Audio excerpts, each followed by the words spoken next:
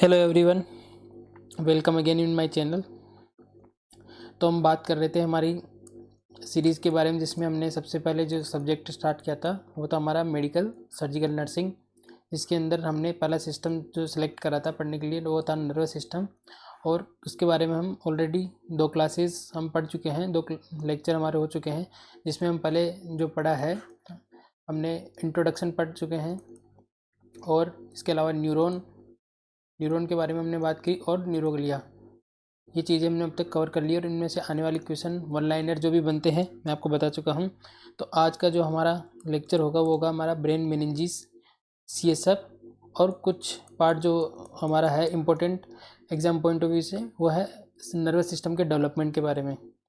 तो चलिए हम स्टार्ट करते हैं बिना किसी डिले के। तो पहले हम पढ़ते हैं डेवलपमेंट ऑफ नर्वस सिस्टम, जो कि एक बहुत छोटा टॉपिक है और एग्जाम पॉइंट ऑफ व्यू से सिर्फ वन लाइनर पूछे जा सकते हैं, इसलिए हम इसके बारे में बात करते हैं। डेवलपमेंट ऑफ नर्वस सिस्टम, तो किस तरीके से जब एम्ब्रियोनिक डेवलपमेंट होता है तो अलग अलग सिस्टम और अलग अलग बॉडी ऑर्गन का जो डेवलपमेंट होता है अलग अलग लेयर से होता है। तो नर्वस सिस्टम, यहाँ सिर्फ हम नर्वस सिस्टम के बारे में बात करेंगे। तो यूजुअली जब एम्ब्रियोनिक डेवलपमेंट होता है तो सबसे पहले एम्ब्रियोनिक डेवलपमेंट के टाइम ये 3 टाइप की लेयर बनती है, और उस 3 लेयर से पूरी बॉडी का फॉर्मेशन होता है। बॉडी के अलग अलग सिस्टम और अलग अलग पार्ट का फॉर्मेशन होता है। तो ये 3 लेयर का नाम है एक्टोडर्म, जो आपने नाम सुना होगा पहले, मेसोडर्म एंड एंडोडर्म। ये 3 लेयर है। इन्हीं से फर्दर अलग अलग सिस्टम का अलग अलग लेयर अलग अलग सिस्टम और अलग अलग बॉडी ऑर्गन और बॉडी पार्ट्स बनाती है। तो हमें सिर्फ नर्वस सिस्टम के बारे में बात करनी है। तो चलिए हम स्टार्ट करते हैं डेवलपमेंट के बारे में। जैसे मान लीजिए एम्ब्रियोनिक डेवलपमेंट के टाइम ये 3 लेयर का फॉर्मेशन होता है, जो है एक्टोडर्म, एंडोडर्म और मेसोडर्म। और इसी से हमारा नर्वस सिस्टम का फॉर्मेशन किस तरीके से होता है वो उसके बारे में बात करेंगे। जब एम्ब्रियोनिक डेवलपमेंट हो रहा होता है तो यहाँ पे एक्टोडर्म के ऊपर एक ट्यूब का फॉर्मेशन, एक प्लेट का फॉर्मेशन होता है। उसी से फर्दर आगे चल के नर्वस सिस्टम के मेजर जो ऑर्गन और मेजर पार्ट है वो बनते हैं। तो ये हमारा न्यूरल प्लेट हो गया, नाम से पता चल रहा होगा नर्वस सिस्टम से रिलेटेड है न्यूरल प्लेट। और जो ये हमारी 3 लेयर हो गई, ये हो गई एक्टोडर्म, मेसोडर्म और एंडोडर्म। इन्हीं से फर्दर किस तरीके से नर्वस सिस्टम का फॉर्मेशन होता है, मान लीजिए इसको हम स्टेज फर्स्ट का नाम दे देते हैं। स्टेज फर्स्ट में सबसे पहले न्यूरल प्लेट बनती है। उसके बाद में जब सेकंड स्टेज की तरफ हम आगे बढ़ते हैं, सेकंड स्टेप की तरफ जब आगे चलते हैं तो ये न्यूरल प्लेट का मर्ज होने लग जाता है किसके अंदर, मेसोडर्म के अंदर, और अंदर की तरफ पुल होने लग जाती है। तो सेकंड स्टेज में क्या होगा, सेकंड स्टेज में मान लीजिए ये हमारी न्यूरल प्लेट है और ये अंदर की तरफ मर्ज हो रही है, इसकी वजह से एक डिप्रेशन बन रहा है। ड्यूरिंग डेवलपमेंट ये अंदर की तरफ मर्ज होने लग जाती है और मेसोडर्म के साथ ही मर्ज होने लगती है, और मेसोडर्म तक ये पहुंच जाती है मर्ज होके, जो कि सेकंड लेयर है। और ये हमारा है न्यूरल प्लेट, और ये मर्ज होने लग जाता है, क्योंकि फर्दर नर्वस सिस्टम के अलग अलग पार्ट बनाने के लिए ये ट्रांसफॉर्मेशन ज़रूरी होता है। तो कुछ इस तरीके से इसका मर्जिंग होने लगता है मेसोडर्म के साथ। और जो थर्ड स्टेज है, जब मर्ज होने के बाद में जो थर्ड स्टेज है, कुछ इस तरीके से हमारा न्यूरल प्लेट हमारा दिखाई देता है। कुछ ऐसे राउंड स्ट्रक्चर बन जाता है मर्ज होने के बाद में। इसके दोनों पोल कुछ इस तरीके से दिखाई देता है। ये जो दोनों पोल आप देख रहे हैं राउंड होने के बाद में कुछ इस तरीके से इनका डेवलपमेंट हो जाता है फर्दर। और इन्हीं को हम क्या नाम दे देते हैं, जो इम्पोर्टेंट 2 स्ट्रक्चर है नर्वस सिस्टम के फॉर्मेशन या डेवलपमेंट के लिए, उनका फॉर्मेशन हो जाता है। पहला हो गया हमारा न्यूरल क्रस्ट, और इसी प्लेट के अंदर, इसी मेसोडर्म के अंदर यहाँ पे एक और स्ट्रक्चर का फॉर्मेशन होता है, उसी को हम बोल देते हैं न्यूरल ट्यूब। अभी आपको थोड़ा समझने में प्रॉब्लम हो रही होगी, लेकिन ये एग्जाम पॉइंट ऑफ व्यू से सिर्फ आप समझ लीजिए, जो वन लाइनर बनेंगे मैं बता दूंगा, इतना ज़्यादा डीप में हमें समझने की इसको ज़रूरत नहीं है। तो ये इसका फॉर्मेशन का न्यूरल ट्यूब। आप सिर्फ इतना समझिए कि न्यूरल प्लेट से नर्वस सिस्टम का डेवलपमेंट होने के लिए सबसे पहले 2 स्ट्रक्चर बनती है, neural crest and neural tube. तो ये स्ट्रक्चर बनने के बाद में कुछ हमारी न्यूरल ट्यूब कुछ इस तरीके से दिखाई देती है। मान लीजिए कुछ ये न्यूरल ट्यूब का फॉर्मेशन हो चुका है, और कुछ इस तरीके से न्यूरल ट्यूब दिखाई देती है। इसके अंदर आप देख पा रहे हैं 2 पोल बने हैं, एक पहला और दूसरा। इस पोल को जो बोलते हैं हम सिपेलिक पोल, तो किनारे इसके दिखाई दे रहे होंगे, इसको बोलेंगे हम सिपेलिक पोल। सिपेलिक से आपको पता चल रहा होगा, सिपेलिक का मतलब हमने पढ़ा था जब क्लासिफिकेशन में, सिपेलिक का मतलब मेनली रिलेटेड होता है ब्रेन से। तो यहाँ सबसे पहले आप देख सकते हैं कि सिपेलिक पोल से मतलब समझ में आ रहा होगा, सबसे पहले हमारा ब्रेन का डेवलपमेंट इस पोल से स्टार्ट होगा। और जो दूसरा हमारा पोल होता है वो होता है कुडल पोल। दूसरा कौन सा पोल होता है हमारा? कुडल पोल। ये एम्ब्रियोनिक डेवलपमेंट के टाइम ये फॉर्मेशन होता है। एम्ब्रियोनिक डेवलपमेंट के टाइम जो हमारा फीटस होता है उसके चारों तरफ क्या भरा होता है? Amniotic fluid. उसी एमनियोटिक फ्लूइड में ये सारा डेवलपमेंट हो रहा होता है। अब इसको पढ़ने के पीछे सबसे जो हमारा मेन रीज़न है क्यों हम इसको इतना इंपॉर्टेंस दे रहे हैं कि जब ये न्यूरल ट्यूब बनती है तो इसके जो दोनों पोल है उनका क्लोजिंग का एक टाइम होता है, फिक्स टाइम होता है कि इतने दिन में ये क्लोज हो जानी चाहिए। नॉर्मली इतने दिन पे क्लोज हो जाती है।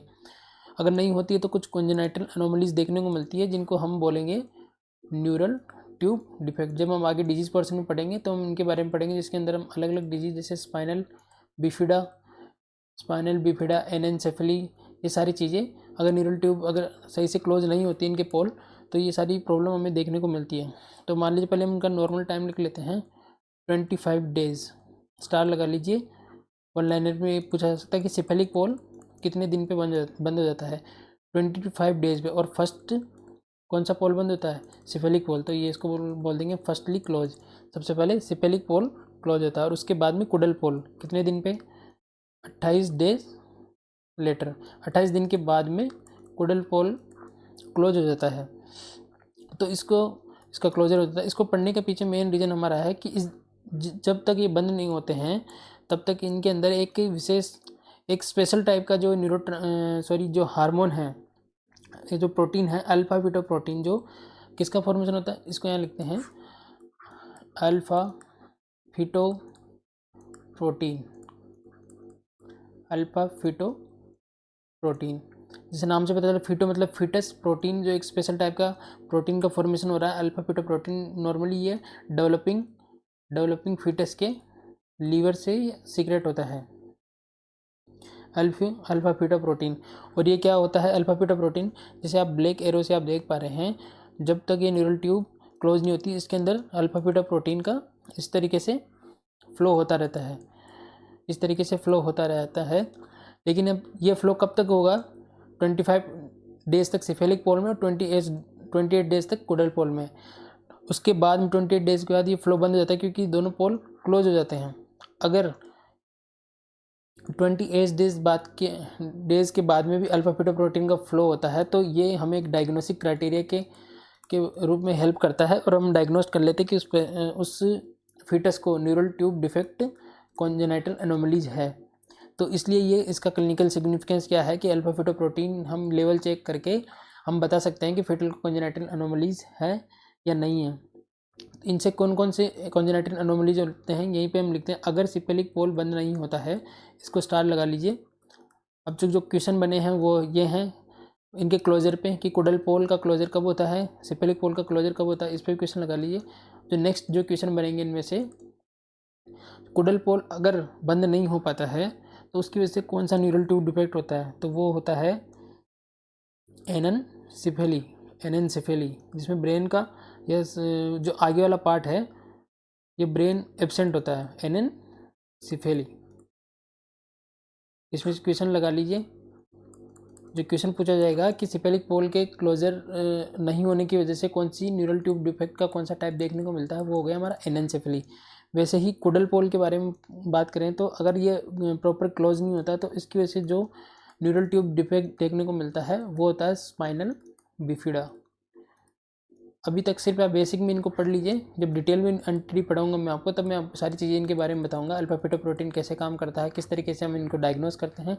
अभी सिर्फ बेसिक समझ लीजिए कि कुडल सिपेलिक पोल के क्लोज नहीं होने से एनेन्सेफेली न्यूरल ट्यूब डिफेक्ट होता है और कुडल पोल की वजह से स्पाइनल बिफिडा। तो यहाँ तक आपको समझ में आ गया। अल्फा बीटा प्रोटीन को डायग्नोस करके हम न्यूरल ट्यूब डिफेक्ट का पता लगा सकते हैं। अब जो डेवलपमेंट हम यहाँ पढ़े थे कि दो स्ट्रक्चर बनी थी डेवलपमेंट के टाइम, न्यूरल प्लेट से पहले न्यूरल प्लेट थी और उसके बाद न्यूरल क्रेस्ट और न्यूरल ट्यूब का फॉर्मेशन हो गया था। तो हम बात करते हैं नर्वस सिस्टम का फॉर्मेशन मेनली किस लेयर से हुआ? एक्टोडर्म।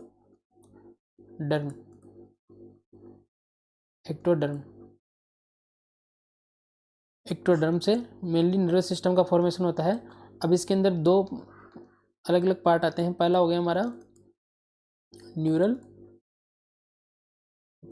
न्यूरल ट्यूब, और सेकंड जो बना था हमारा, क्या बना था, न्यूरल क्रस्ट का फॉर्मेशन हुआ था।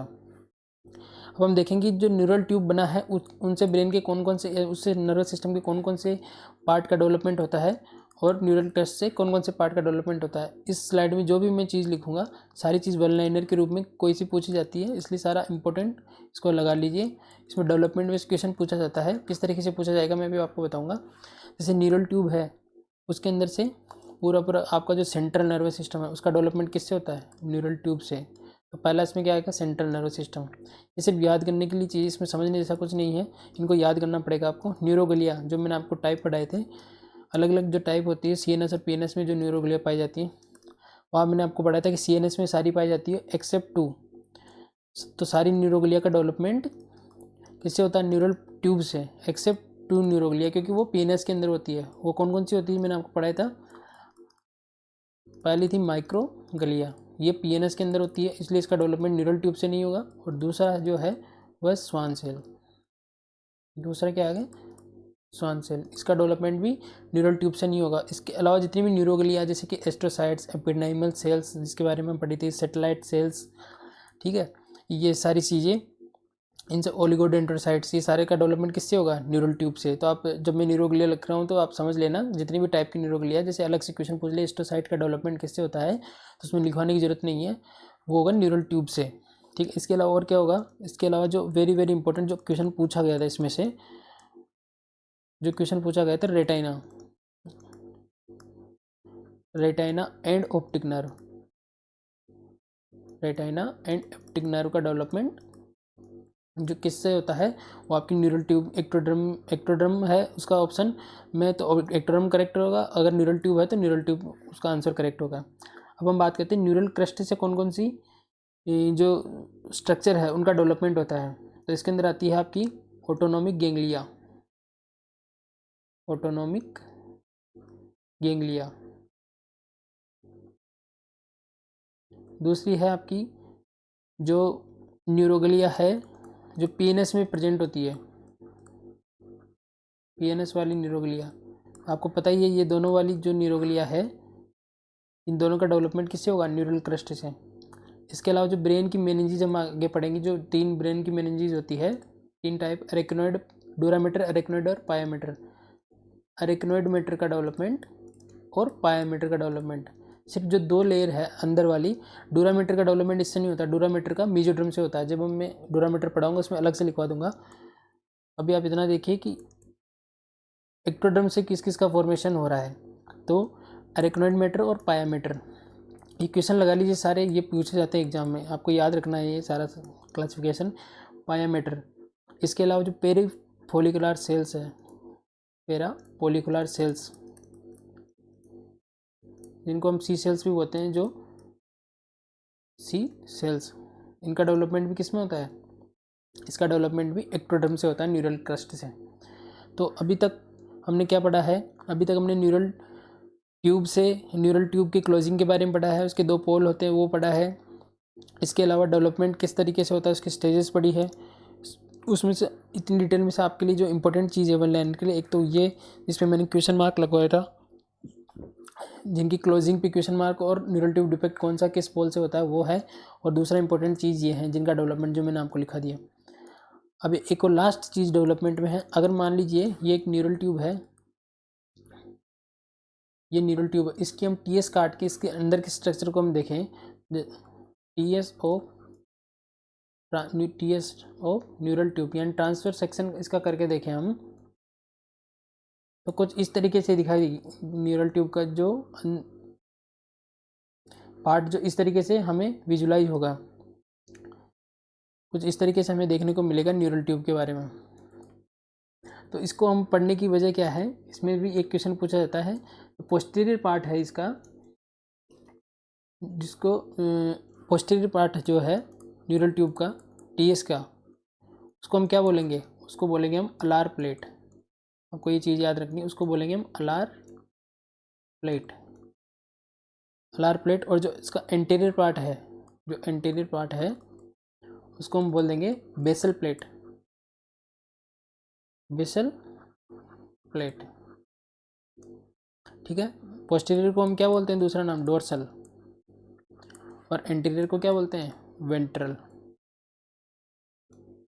तो इसमें से इसको बताने का पीछे मेन रीज़न है कि जो कौन सी प्लेट से किस प्रकार के सेंसेस के लिए रिस्पॉन्सिबल होती है। जो अलार प्लेट है वो है हमारी सेंसरी ग्रे मैटर, जो फॉर्म करती है sensory grey matter, sensory neuron का जो काम करती है। और जो बेसल प्लेट है हमारा वो करती है मोटर ग्रे मोटर न्यूरॉन। जो सारा ओरिजिनेशन होता है उसका यहीं से होता है, ठीक है। यहाँ पे हमारा डेवलपमेंट खत्म हो गया।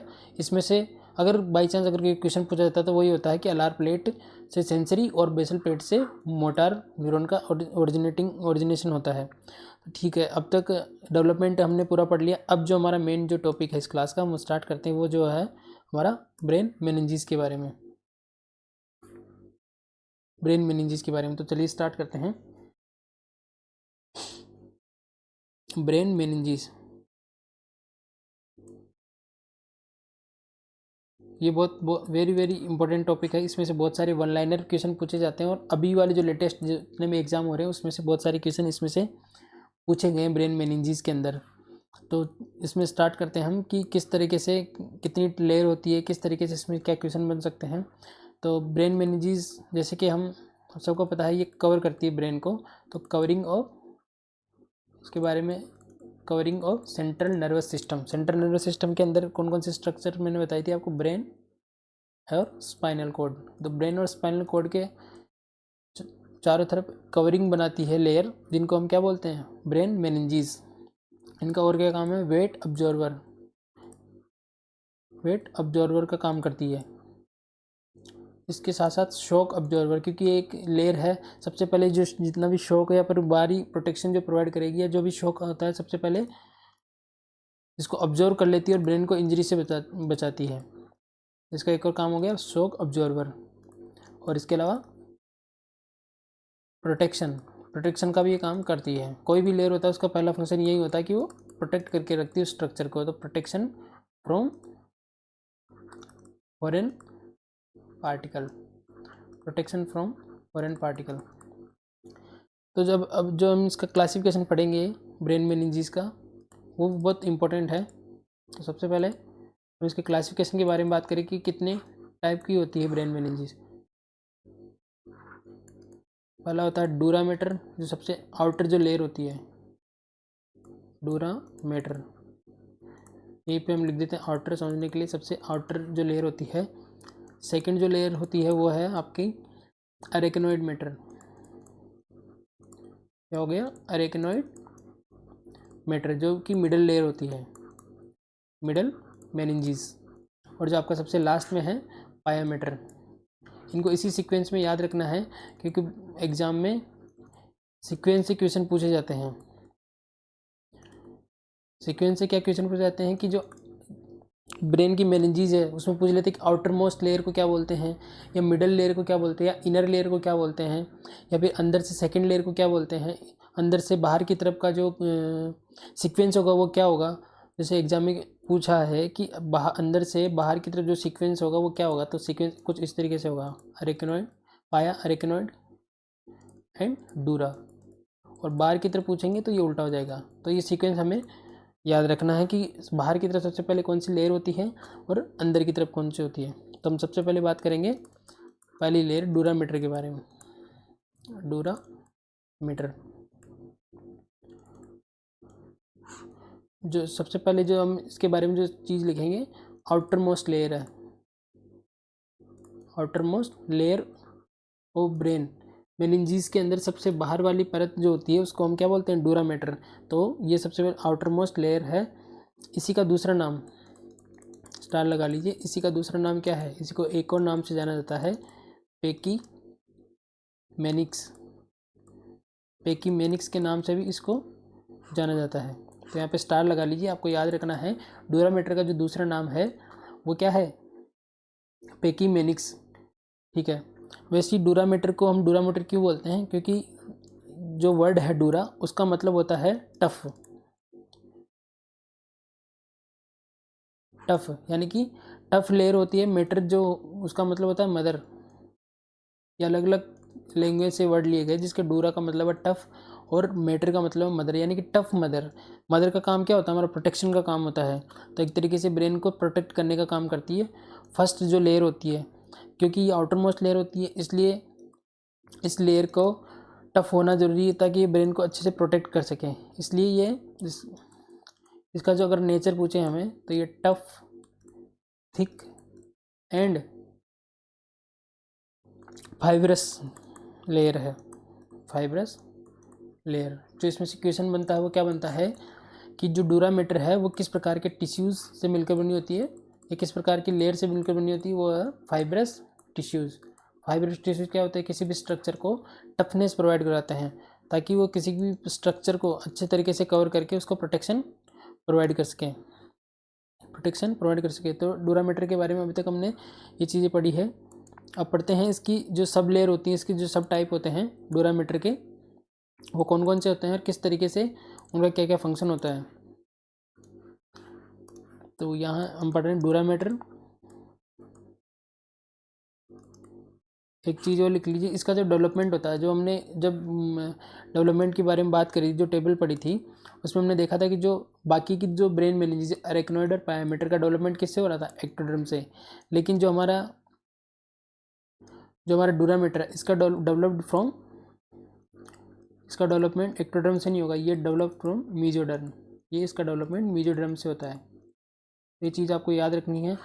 जैसे तीनों ब्रेन मैनेजेस एग्जांपल में दे दे और उसमें से पूछ ले कि डोरामीटर का डेवलपमेंट किससे होता है, तो मीजोडर्म जो लेयर है बीच वाली उससे इसका डेवलपमेंट होता है,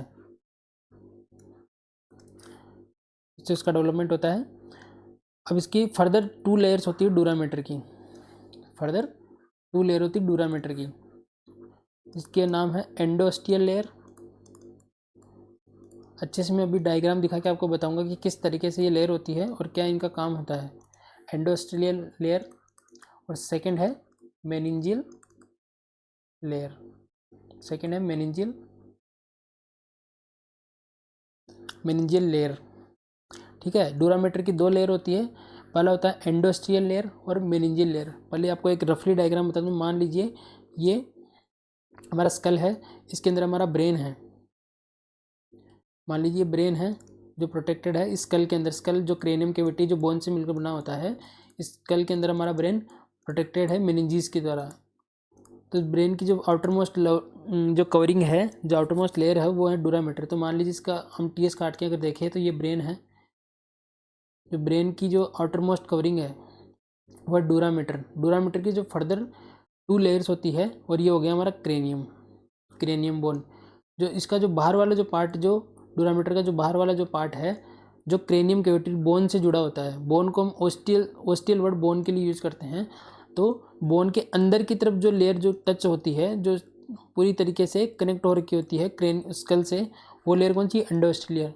और ये वाला ब्रेन है, और ब्रेन के अंदर वाले टिश्यू से बाकी जो मेनिंजीज है रेक्रोइड मैटर से जो कनेक्ट होता है उसको क्या बोल देंगे, मेनिंजीज लेयर। तो ये दोनों जो लेयर है, दोनों लेयर टाइटली कनेक्टेड रहती है। सिर्फ कुछ ब्रेन के पार्ट को छोड़कर ये पूरे ब्रेन के चारों तरफ जो कवरिंग बनाती है डूरामीटर, उसकी जो दोनों लेयर है एंडोस्टेलियर और मेनिंजियल लेयर, उसमें कुछ पार्ट होते हैं जहाँ पे ये टाइटली कनेक्ट नहीं होती, लूजली कनेक्ट होती है। बाकी जो पूरा ब्रेन है और स्पाइनल कॉर्ड की जो कवरिंग करती है पूरी टाइटली कवर करके रखती है। तो हम इसको जो मैं बताने की आपको कोशिश कर रहा हूँ, both layer are tightly attach, एक दूसरे से टाइटली अटैच होती है, तभी तो स्टेबिलिटी प्रोवाइड कराती है ब्रेन को। ब्रेन के जो मूवमेंट है उसको रोकती है ताकि हमें कोई इंजरी नहीं हो जाए। एक्सेप्ट का मतलब सिर्फ 2 ऐसी जगह है ब्रेन के अंदर जहाँ पर ये लूजली कनेक्ट होती है, और उसके पीछे रीज़न क्या है मैं आपको बताता हूँ। एक्सेप्ट 2 प्लेस, और वो 2 प्लेस कौन से हैं, जहाँ पे डूरामीटर की जो दोनों लेयर है एंडोस्टियल लेयर और मेनिंजियल लेयर, वहाँ पे लूजली कनेक्टेड होती है, टाइटली नहीं होती है। उन दोनों स्पेस को हमने नाम दिया है, वो है हमारा डूरा सेप्टा। अभी डूरा सेप्टा। अभी जब डायग्राम दिखाऊंगा तब आपको अच्छे से समझ में आएगा।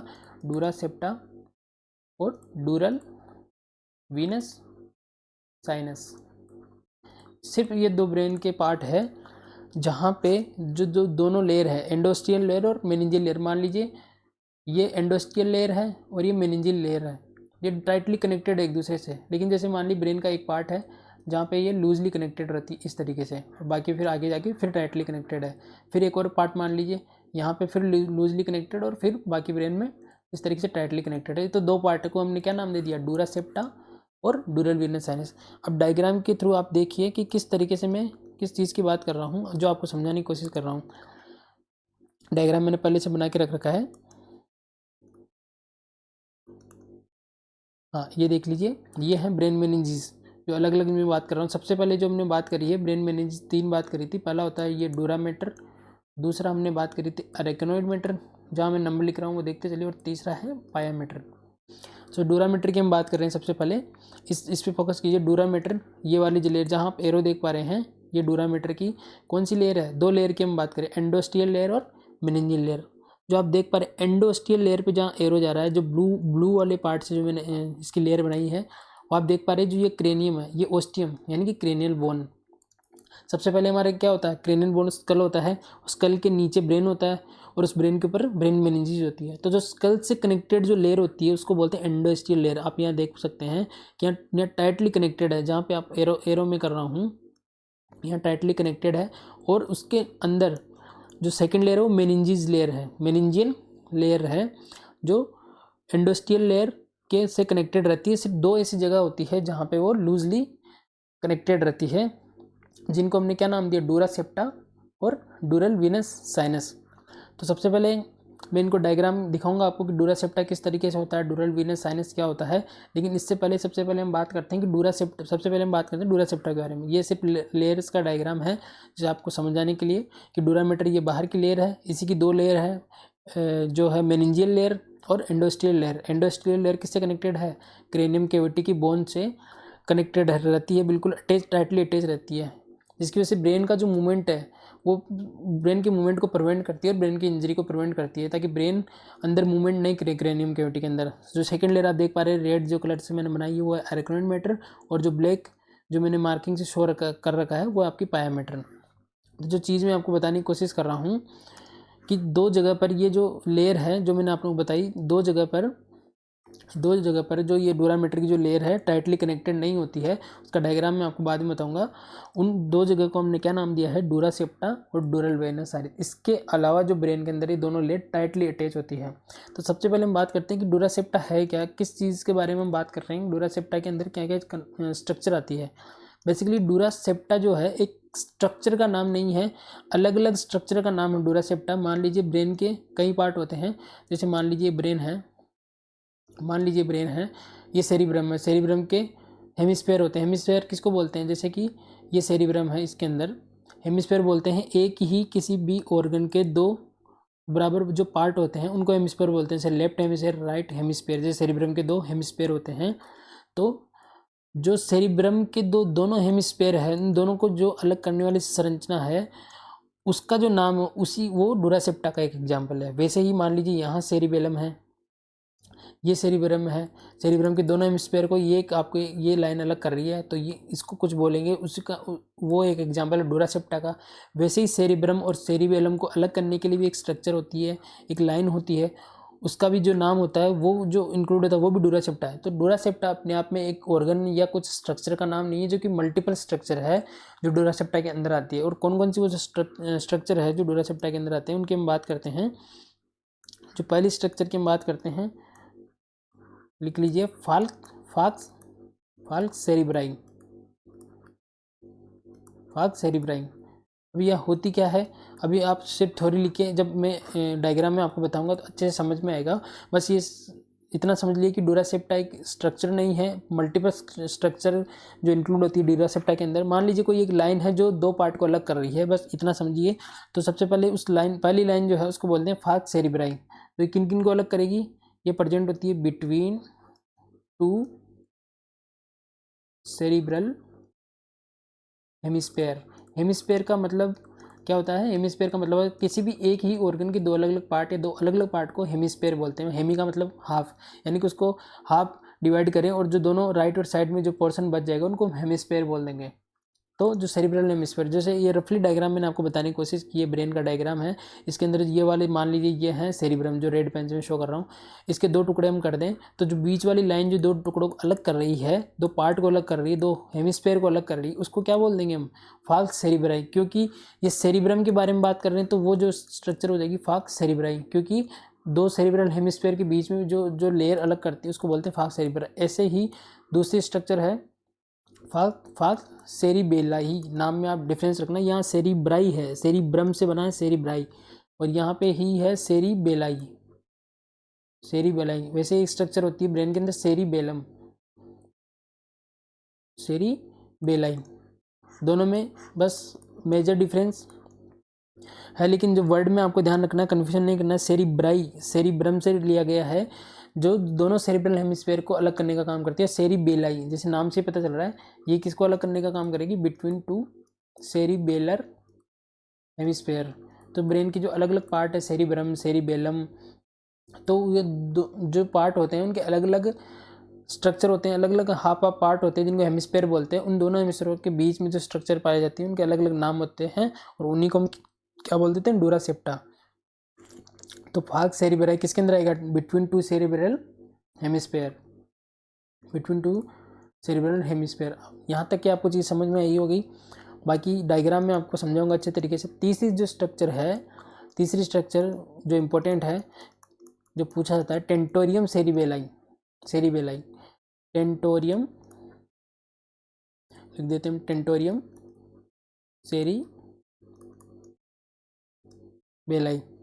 जैसे कि नाम से पता चल रहा है कि एक स्ट्रक्चर तो उसमें सेरिबेलम होगी इन्वॉल्व, तो हम ये किस किस के बीच में प्रेजेंट होती है, किस किस स्ट्रक्चर को अलग करने का काम करती है, बिटवीन सेरिब्रम एंड सेरिबेलम। यहाँ तक समझ में आया। मान लीजिए रफली डायग्राम अगर यहाँ देखिए, मान लीजिए ब्रेन है, ये जो ऊपर वाला पोर्शन है इसका मान लीजिए सेरिब्रम है।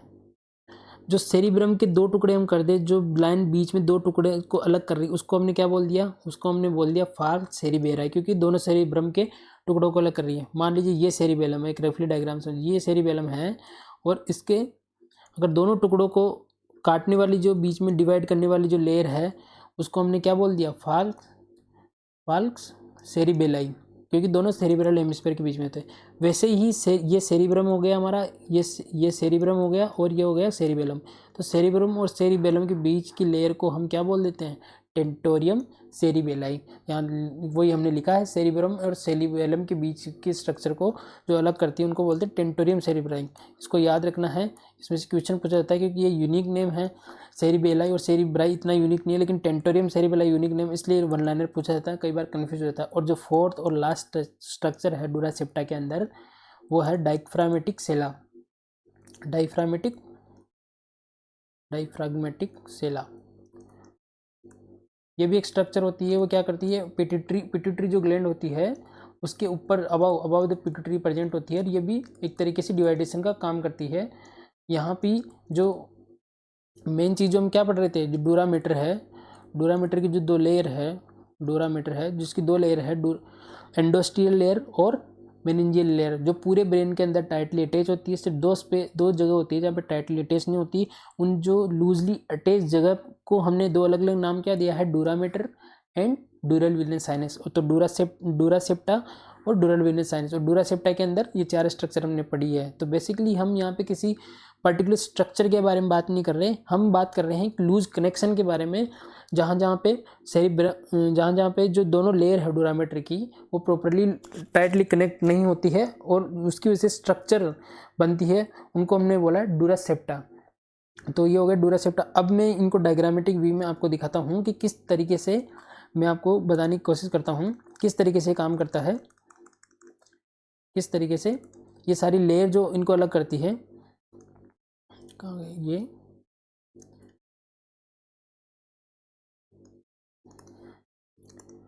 हाँ जो ये है आपका डायग्राम, सॉरी ये नहीं है, हाँ, जो ये डायग्राम आप देख पा रहे हैं, ये डायग्राम मैंने पहले से ही बना के रख रखा था कि हमारा टाइम कंजप्शन नहीं हो। तो अब यहाँ पे आप देख पा रहे हैं, ये एक पूरा ब्रेन की स्ट्रक्चर मैंने बना के रखी है। मान लीजिए पूरा जो ब्लैक जो बाउंड्री पूरा एक ब्रेन है, और ब्रेन के अंदर ये ब्रेन के अलग अलग पार्ट हैं। मान लीजिए ये सेरिब्रम है, जो मैं लिख देता हूँ, अलग पेन से लिख देता हूँ ताकि आपको समझ में आ जाए। मान लीजिए ये सेरिब्रम है, सेरिब्रम का ये पार्ट फर्स्ट है, सेरिब्रम का पार्ट फर्स्ट है, और ये है सेरिब्रम का पार्ट सेकंड, यानी कि सेरिब्रम के दो हेमिस्फेयर हैं।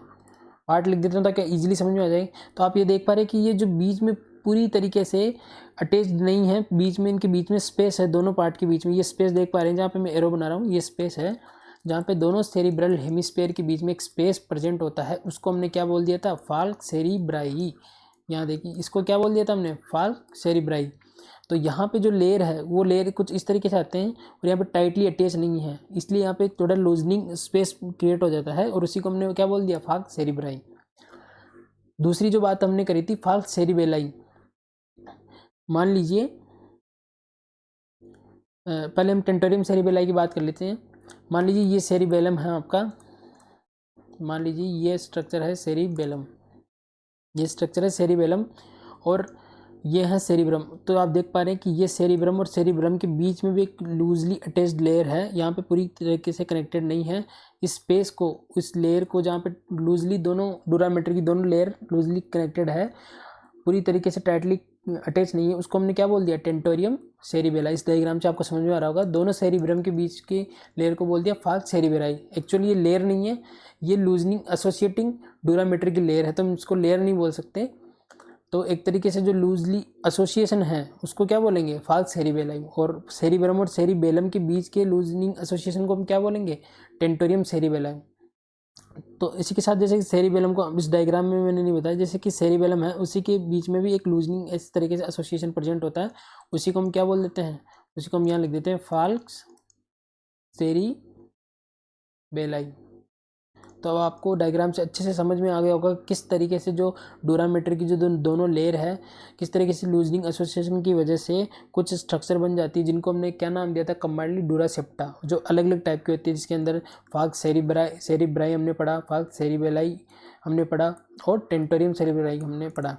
एक और था डायग्रामेटिक सेला, उसको मैं अलग से समझा दूंगा। इस डायग्राम में आप देख पा रहे हैं ये है मेनिंजियल लेयर, आप देख पा रहे हैं ये है मेनिंजियल लेयर डूरामीटर की, और ये है एंडोस्टियल लेयर डूरामीटर की। ये दोनों पूरे ब्रेन के अंदर इस तरीके से टाइटली अटैच होती है, जहाँ पे मैं पूरा मतलब इनके अंदर स्पेस नहीं होता, लेकिन यहाँ कुछ स्ट्रक्चर होती है जहाँ स्पेस होता है, यहाँ जहाँ स्पेस होता है टाइटली कनेक्टेड नहीं होते, इन स्ट्रक्चर को हमने डूरासेप्टा बोल दिया। अब आपको अच्छी तरीके से समझ में आ गया होगा इस डायग्राम से जो मैंने बना रखा है कि किस तरीके से डूरासेप्टा का फॉर्मेशन होता है, क्योंकि लूजनिंग एसोसिएशन होता है मेनिंजियल लेयर और एंडोस्टियल लेयर का, मेनिंजियल लेयर और एंडोस्टियल लेयर का।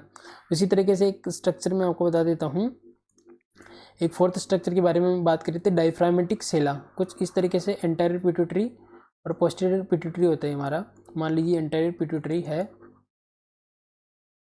पिट्यूटरी, और ये हमारा पोस्टीरियर पिट्यूटरी है। जो यहाँ वाली स्ट्रक्चर है, यहाँ भी जो दो लेयर है, यहाँ की जो दो लेयर है वो यहाँ भी लूजली अटैच होती है, स्ट्रेस बनता है, और उसी को हम क्या बोल रहे हैं, डाइफ्रागमेटिक सेला। तो अब तक आपको समझ में आ गया होगा कि जो हम बात कर रहे थे कि डूरासेप्टा के अंदर कौन कौन सी स्ट्रक्चर आती है, Falk cerebelli, Falk cerebri, tentorium cerebri. इसमें से जो क्वेश्चन पूछा जाता है वन लाइनर में, ये पूछा जाता है कि टेंटोरियम सेरिबेलाई किस किस के बीच में किस किस को डिफ्रेंशिएट करने का काम करता है, तो वह है सेरिब्रम और सेरिबेलम के बीच में। बस इसमें से ये क्वेश्चन पूछा जाता है, तो आपको ये चीज़ याद रखनी है। और ये किसका एग्जाम्पल है, डूरासेप्टा का। अब हमने दो प्लेसेस की बात की थी, इसमें डूरासेप्टा के बारे में हमने बात कर ली। अब हम बात करेंगे वीनस साइनस। उससे पहले कुछ इंपॉर्टेंट चीज़ें हैं, जिसका फंक्शन क्या है, जो हम पढ़ रहे हैं डूरासेप्टा का फंक्शन क्या है। तो अलग अलग इनका फंक्शन क्या होता है, जैसे कि फाल्क हम बात करते हैं, ये क्यों हम पढ़ रहे हैं, इनका क्या क्लिनिकल सिग्निफिकेंस होता है, क्या इनका फंक्शन होता है, फाल्क सेरिब्राई एंड सेरिबेलाई। ये क्या करती है, prevent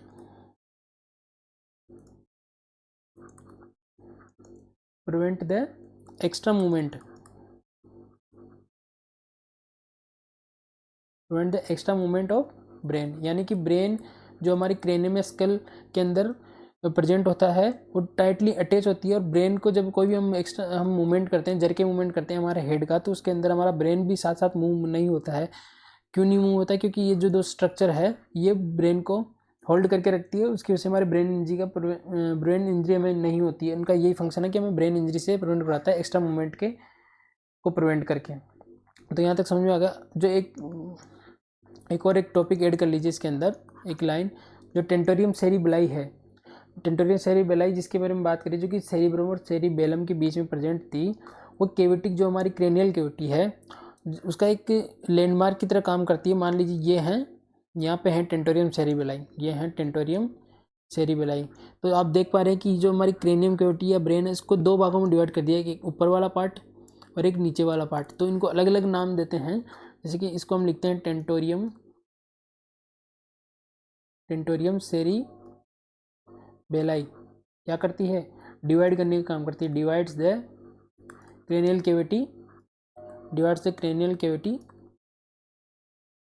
cavity in two compartment. आप देख पा रहे हैं 2 कंपार्टमेंट बना दिया, पहला ये और दूसरा ये, इन केविटी इनटू 2 कंपार्टमेंट।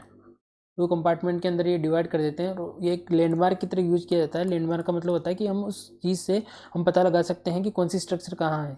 तो जो लैंडमार्क बनाती है, 2 कंपार्टमेंट बनाती है, उसको हम बोल देते हैं, पहला है आपका सुप्रा टेंटोरियम। जो इस टेंटोरियम जो स्ट्रक्चर है, इससे ऊपर वाले स्ट्रक्चर को हम क्या बोल देते हैं? सुप्रा टेंटोरियम। और जो नीचे वाले स्ट्रक्चर को इनको हम बोल देंगे इंफ्रा टेंटोरियम। तो इनके अंदर अलग अलग स्ट्रक्चर आती है। आप देख पा रहे हैं, ये टेंटोरियम मैंने बताया था कि ये यहाँ पे क्या क्या प्रेजेंट होता है, आपका सेरिब्रम। तो सुप्रा टेंटोरियम, इस टेंटोरियम के ऊपर वाली स्ट्रक्चर कौन सी होती है? सेरिब्रम। तो सेरिब्रम सुप्रा टेंटोरियम ऑर्गन है या इंफ्रा टेंटोरियम? सुप्रा टेंटोरियम, सेरिब्रम। और इंफ्रा टेंटोरियम के अंदर हमने बात करा था, जितना भी आपका ब्रेन स्टेम है पूरा का पूरा, जिसके अंदर पोन्स, सेरिबेलम, मेडुला ऑब्लांगेटा जो ब्रेन स्टेम का फॉर्मेशन करते हैं, वो सारी चीज़ें इसके अंदर आ जाएगी। पोन्स, मेडुला ऑब्लांगेटा और सेरिबेलम। यहाँ तक आपको समझ में आ रहा है? यही मिलके क्या बनाते हैं? अपना ब्रेन स्टेम का फॉर्मेशन करते हैं। तो यहाँ तक की चीज़ आपको समझ में आ गई होगी। जो टेंटोरियम वाली स्ट्रक्चर ब्रेन की कैविटी को 2 पार्ट्स में डिवाइड कर देती है, जिनको हमने क्या नाम दिया? सुप्रा टेंटोरियम और इंफ्रा टेंटोरियम। और सुप्रा टेंटोरियम के अंदर कौन सी स्ट्रक्चर आती है?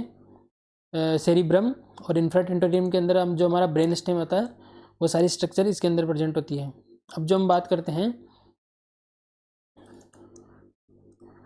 नर्व सप्लाई के बारे में, तो कौन सी नर्व जो इनको सप्लाई करेगी अलग अलग सुप्रा टेंटोरियम पार्ट को और इंफ्रा टेंटोरियम पार्ट को, कौन सी नर्व किस तरीके से सप्लाई करेगी? सबसे पहले हम बात करते हैं सुप्रा टेंटोरियम डूरामीटर। हम डूरामीटर पढ़ रहे थे, हमने यहाँ से स्टार्ट करी थी, एक बार हम रिवाइज कर लेते हैं। ये एंडोड्रम एक्टोड्रम हमने पढ़ाई की थी। ये हो गया हमारा जो लेयर हमने पढ़ी थी। मेनिंजीज के बारे में हमने बात करी थी, जिसके अंदर 3 हमने लेयर पढ़ी थी, डोरामीटर, अरेगनाइड और पायामीटर। डोरामीटर के जो टफ आउटर मोस्ट लेयर है, तो इसी का दूसरा नाम क्या है? पेकीमेनिक्स, और फाइब्रस टिश्यू से मिलकर बनी होती है। उसके बाद में हमने पढ़ी थी कि डोरामीटर का डेवलपमेंट मेसोडर्म से होता है, जो इसकी 2 लेयर होती है, एंडोस्टील लेयर और मेनिंजियल लेयर, दोनों टाइटली अटैच होती है। सिर्फ 2 प्लेसेस पे ये टाइटली अटैच नहीं होती। इन 2 प्लेसेस को हमने नाम दिया था डूरासेप्टा और डूरल वीनस साइनस। उसमें से हम पहला पढ़ रहे थे डूरासेप्टा के अंदर हमने अलग अलग स्ट्रक्चर पढ़ी, अलग अलग स्ट्रक्चर का हमने डायग्राम भी देखा था कि किस तरीके से स्ट्रक्चर, ये हमने मेनिंजीज का डायग्राम देखा था। और उसके बाद में जो हमने अलग अलग डूरासेप्टा के पार्ट किस तरीके से जो लेयर इसको डिफ्रेंशिएट करती है सेरिबेरम और सेरिबेलम को, ये सारी चीज़ें अब तक हमने रिवाइज करी है। अब हम बात कर रहे हैं नर्व सप्लाई की कि कौन सी नर्व इनको सप्लाई करती है।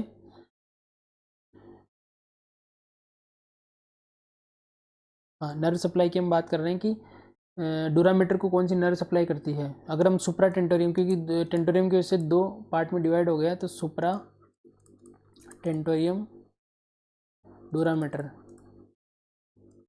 सुप्राटेंटोरियम डूरामेटर को कौन सी नर्व सप्लाई करेगी? जो वो करेगी आपकी trigeminal nerve, fifth cranial nerve, जिसका क्या नाम है? Trigeminal nerve.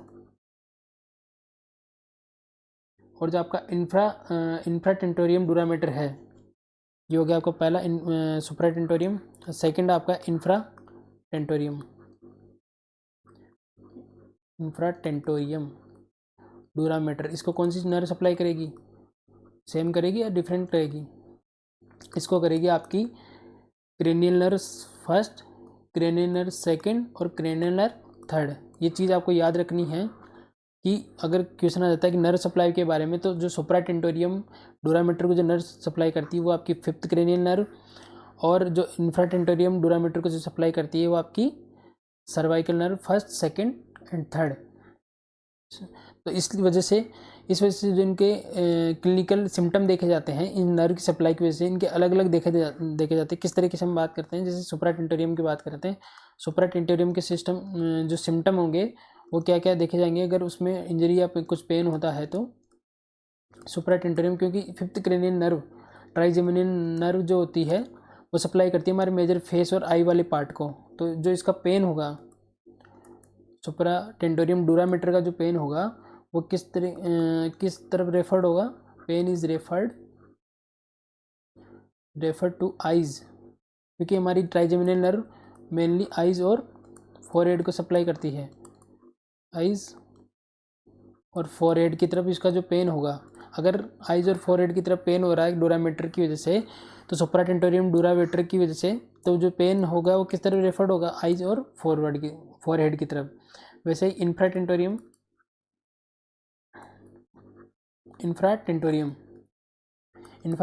का पेन, क्योंकि हमने सर्वाइकल फर्स्ट, सेकंड और थर्ड है, तो मेनली जो सर्वाइकल नर्व किसको सप्लाई करती है? हमारे नेक वाले पार्ट को। तो जो इसका जो पेन रेफर होगा वो किस वाले पार्ट में होगा? पेन रेफर्ड इन नेक। तो यहाँ तक आपको चीज़ समझ में आ गई है। जहाँ इंपॉर्टेंट लगेगी, इतने ज़्यादा इंपॉर्टेंट नहीं है, लेकिन याद रखने के लिए मैंने आपको बता दिया है। अब जो नर्व सप्लाई हमने पढ़ी, सिर्फ डूरामेटर ही है ब्रेन की ऐसी लेयर है जिसमें नर्व सप्लाई प्रेजेंट होती है। इसके अलावा जो पायामेटर, अरेकनोइड और ब्रेन के अंदर किसी प्रकार की कोई नर्व सप्लाई नहीं होती है। तो एक नोट लगा के एक इंपॉर्टेंट पॉइंट नोट कर लीजिए, इंपॉर्टेंट पॉइंट स्टार लगा के नोट कर लीजिए। Only dura mater has its nerve supply, only dura mater की ही नर्व सप्लाई होती है। हैज इट्स नर्व सप्लाई, सिर्फ इसकी नर्व सप्लाई होती है। और कौन कौन सी नर्व करती है हमने पढ़ चुके हैं। ट्राइजेमिनल नर्व, सुप्राटेंटोरियम डूरामेटर को, और इंफ्राटेंटोरियम को सर्वाइकल फर्स्ट, सेकंड और थर्ड नर्व करती है। इसके अलावा जो बात करते हैं अरेकनोइड एंड पायामेटर को कोई भी नर्व सप्लाई नहीं होती है। पायामेटर एंड ब्रेन में भी किसी प्रकार की कोई नर्व सप्लाई नहीं होती है। Does not have nerve supply. तो किसी प्रकार की नर्व सप्लाई नहीं होती है, सिर्फ डूरामेटर के अंदर नर्व सप्लाई होती है, और बाकी जो दोनों लेयर है ब्रेन मेनिंजेस की, उनके अंदर किसी प्रकार की कोई नर्व सप्लाई नहीं होती है। जो अब हमने बात करी है, दो स्ट्रक्चर की हम बात कर रहे थे डूरामेटर के बारे में। डूरामेटर के अंदर जो लूजनिंग एसोसिएशन की वजह से जो दो स्ट्रक्चर बन रही थी, पहला तो डूरासेप्टा जो हमने पढ़ लिया। अब जो सेकंड पार्ट हम पढ़ेंगे डूरल वीनस साइनस। तो इसका मतलब क्या होता है, पहले इस तरीके मैं आपको एक्सप्लेन कर देता हूँ कि किस तरीके से डूरल वीनस साइनस का क्या मतलब होता है।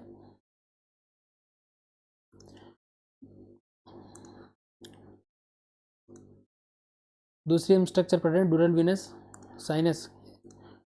साइनस का मतलब क्या, किस तरीके से, जिस तरीके से हमारी ऑल ओवर बॉडी से जितना भी जो ब्लड, डीऑक्सीनेटेड ब्लड ड्रेन होता है, और वो ड्रेन होकर लास्ट में कहाँ जाता है, हार्ट की जो स्ट्रक्चर है vena cava, superior vena cava और इन्फीरियर वेना केवा के अंदर आके ड्रेन हो जाता है, और फर्दर वो राइट वेंट्रिकल के अंदर ट्रांसफ़र कर दिया जाता है। इसी तरह ब्रेन के अंदर अपने साइनसेस प्रेजेंट होते हैं। साइनसेस का मतलब आप बेसिकली समझिए कि साइनसेस का मतलब क्या होता है। जो ब्रेन के अंदर साइनसेस प्रेजेंट होते हैं वो किस तरीके से काम करते हैं। मान लीजिए ये ब्रेन है, मान लीजिए आपका एक ब्रेन है, इसके अंदर अलग अलग आर्टरी आपकी सप्लाई कर रही है। मान लीजिए ये आर्टरीज है, और इसी तरीके से जो डीऑक्सीजनेटेड ब्लड ओरिजिनेट हो रहा है उस डीऑक्सीजनेटेड ब्लड को ले जा रही है हमारी कौन सी वेन, और ये वेन डायरेक्ट जाके एक कैविटीज़ के अंदर ओपन होती है सारी वेन, जो अपना डीऑक्सीजनेटेड ब्लड उस कैविटीज़ के अंदर डाल देती है। उसी को हम क्या बोल देते हैं, साइनसेस। ब्रेन के अंदर साइनसेस किसको बोल देते हैं, जिसके अंदर सारा डीऑक्सीजनेटेड ब्लड जाके ड्रेन होता है, और वहीं से साइनसेस से फिर सुपीरियर वेना केवा के अंदर ड्रेन होकर हार्ट तक पहुंच जाता है। तो आप साइनसेस का मतलब समझ लिए पहले। साइनसेस का मतलब क्या होता है, जितने भी ब्रेन का डीऑक्सीजनेटेड ब्लड है वेन के थ्रू अलग अलग कैविटीज़ बनी रहती है ब्रेन के अंदर, उस कैविटीज़ के अंदर ड्रेन हो जाता है। ड्रेन का मतलब सारा इकट्ठा हो जाता है और वहाँ से फिर सुपीरियर वेना केवा के थ्रू डीऑक्सीजनेटेड ब्लड हार्ट तक चला जाता है। तो बेसिकली साइनसेस क्या है ब्रेन के अंदर, कि जो एक तरीके से कैविटीज़ है जहाँ पे सारा डीऑक्सीजनेटेड ब्लड आता है। जो मेन जो साइनस है उसी में मेन साइनस जो हम पढ़ते हैं, और भी बहुत सारे साइनस होते हैं, लेकिन जो मेन साइनस है जो हम पढ़ते हैं वो हमारा dural venous sinus, dural venous sinus, dural venous sinus. ये प्रेजेंट होता है हमारे बेस ऑफ द स्कल, जहाँ पे डूरामीटर टाइटली अटैच नहीं होती है। तो इसको हमने क्या बोल दिया, डूरल वीनस साइनस। इसी को आप डायग्राम के रूप में आप देखिए तो आपको समझ में आएगा किस तरीके से डूरल वीनस साइनस होता है और किस तरीके से ये फंक्शन करता है। मैं आपको दिखाता हूँ। ये मान लीजिए एक लेयर है हमारा, ये आप देख पा रहे हैं यहाँ पे जो डूरामीटर की जो लेयर है, एंडोस्टियल लेयर जो बार बार हम बात कर रहे हैं। मान लीजिए क्रेनियम कैविटी हमारा, जो ये मैंने एरो से शो कर रखा है, ये हमारा क्रेनियम कैविटी है। और क्रेनियम कैविटी से टाइटली अटैच लेयर जो होती है वो कौन सी है, अपनी एंडोस्टियल लेयर, जो ब्रेन का मूवमेंट को रोकती है। लेकिन जो मेनिंजियल लेयर को आप देख पा रहे हैं, मेनिंजियल लेयर टाइटली अटैच नहीं है इन 2-3 जगह पे, जो अंदर की तरफ इसका मर्ज हो रखा है, अंदर की तरफ ये अंदर की तरफ इनका एक तरीके से ड्रेन हो रखा है मेनिंजियल लेयर का, और टाइटली अटैच नहीं है। और यहाँ पे क्या प्रेजेंट होता है, डूरल वीनस साइनस। तो क्या होता है, जैसे मान लीजिए ये आपका पूरा ब्रेन है, ब्रेन की स्ट्रक्चर है एक तरीके से, ये ब्रेन है, और ये ब्रेन का क्या है, बेस वाला पार्ट है, ब्रेन का पीछे वाला पार्ट ब्रेन है। तो यहाँ जितना भी जो ब्लड है ड्रेन होके यहाँ से, जहाँ से एरो की डायरेक्शन में जाके फिर यहाँ पे एक साइनस प्रेजेंट होता है, जिसको हम बोलते हैं डूरल वीनस साइनस। इसके अंदर ड्रेन होता है। ये कहाँ प्रेजेंट होता है, बेस ऑफ द स्कल। तो बेसिकली साइनस का मतलब क्या होता है कि जितना भी ब्रेन का, ये मान लीजिए ये इस तरीके से आप डायग्राम में देखिए, ये अलग अलग साइनस दिखा रखे हैं। जो ब्लू पार्ट से दिखाई रखा है सारा वेन वाला ब्लड है, सारी वेन जाके इस तरीके से अलग अलग साइनस बनाती है, और वो साइनस फिर जाके superior vena cava, inferior vena cava से कनेक्ट हो जाते हैं। जैसे मान लीजिए स्ट्रेट साइनस है, टेंटोरियम सेरिबेलाई जो मैंने बात करी, इसके अलावा साइनस ये हो गया, इन्फीरियर सेजाइटल साइनस है। तो अलग अलग साइनसेस होते हैं ब्रेन के अंदर, जहाँ पे सारा ब्रेन ड्रेन होता है। तो आपको समझ में आ गया, 2 स्ट्रक्चर ऐसी है जहाँ पे डूरामीटर की लेयर टाइटली अटैच नहीं होती, डूरा सेप्टा आपको मैंने डायग्राम समझा दिया। और ये इसी तरीके से जो हमारा जो डूरल वीनस साइनस है, जहाँ पे हमारा सारा ब्लड ड्रेन होता है, और यहीं से फिर सुपीरियर वेना केवा और इन्फीरियर वेना केवा के थ्रू हार्ट में ट्रांसफ़र कर दिया जाता है। तो डूरल वीनस साइनस बेसिकली कुछ नहीं है, कैविटीज़ है जहाँ पे ब्रेन का डीऑक्सीजनेटेड ब्लड जो है, ब्रेन का डीऑक्सीजनेटेड ब्लड ड्रेन किया जाता है। तो डूरल वीनस साइनस के बारे में कुछ इंपॉर्टेंट चीज़ें हम और देख लेते हैं, जिससे एग्जाम पॉइंट ऑफ व्यू से जो क्वेश्चन पूछे जाते हैं। डूरल वीनस साइनस,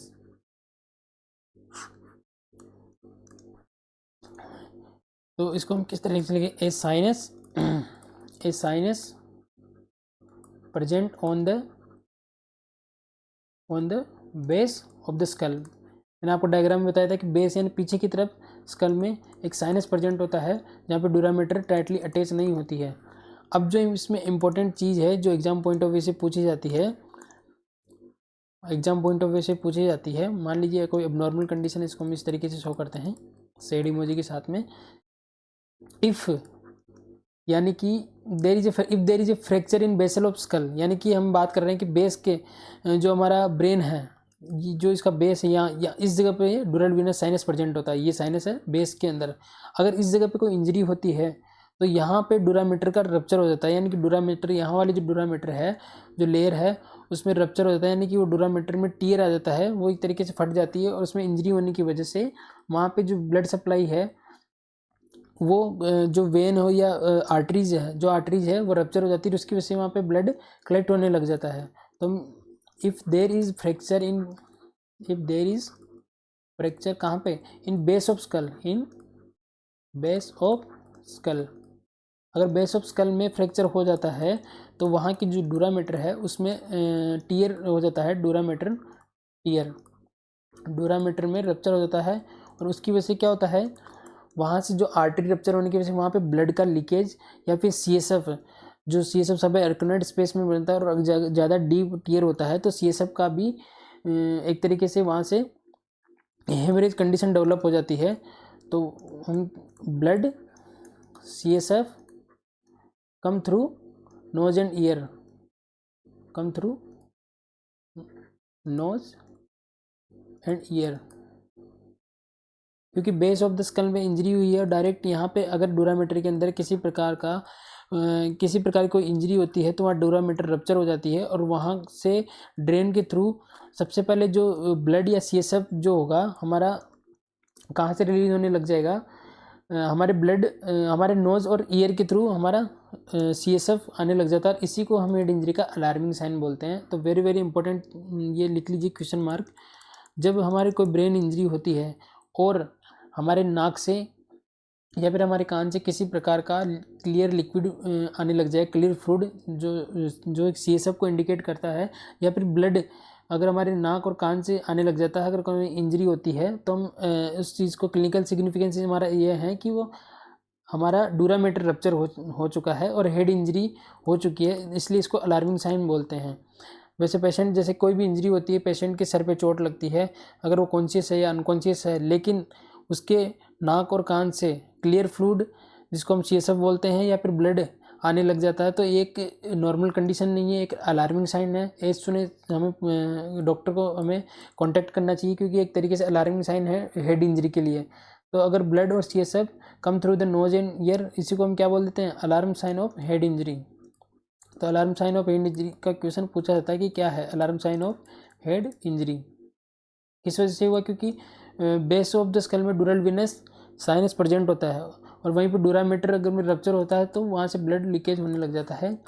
इसको हम बोलते हैं alarm sign of head injury, इसके अंदर ब्लड या CSF हमारा कहाँ से आने लग जाता है, ईयर या नोज से लीकेज होने लग जाता है और इसी को हम अलार्म साइन बोलते हैं।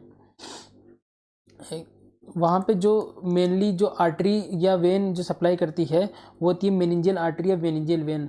तो बेस ऑफ द स्कल पर अगर कोई इंजरी होती है या फिर टेम्पोरल एरिया के अंदर हमारी इंजरी होती है, डूरामीटर और जो हमारी डूरामीटर की जो दो लेयर है, जो हमने बात करी थी, डूरामीटर की जो दो लेयर हमने पढ़ी थी, पहला है एंडोस्टियल लेयर और दूसरा है मेनिंजियल लेयर। इन दोनों के बीच के स्पेस को हम क्या बोलते हैं। अब यहाँ से जो हमारा टॉपिक है, इस लेयर के साथ साथ हम क्या पढ़ना स्टार्ट करेंगे, हिमेटोमा या फिर हेमरेज।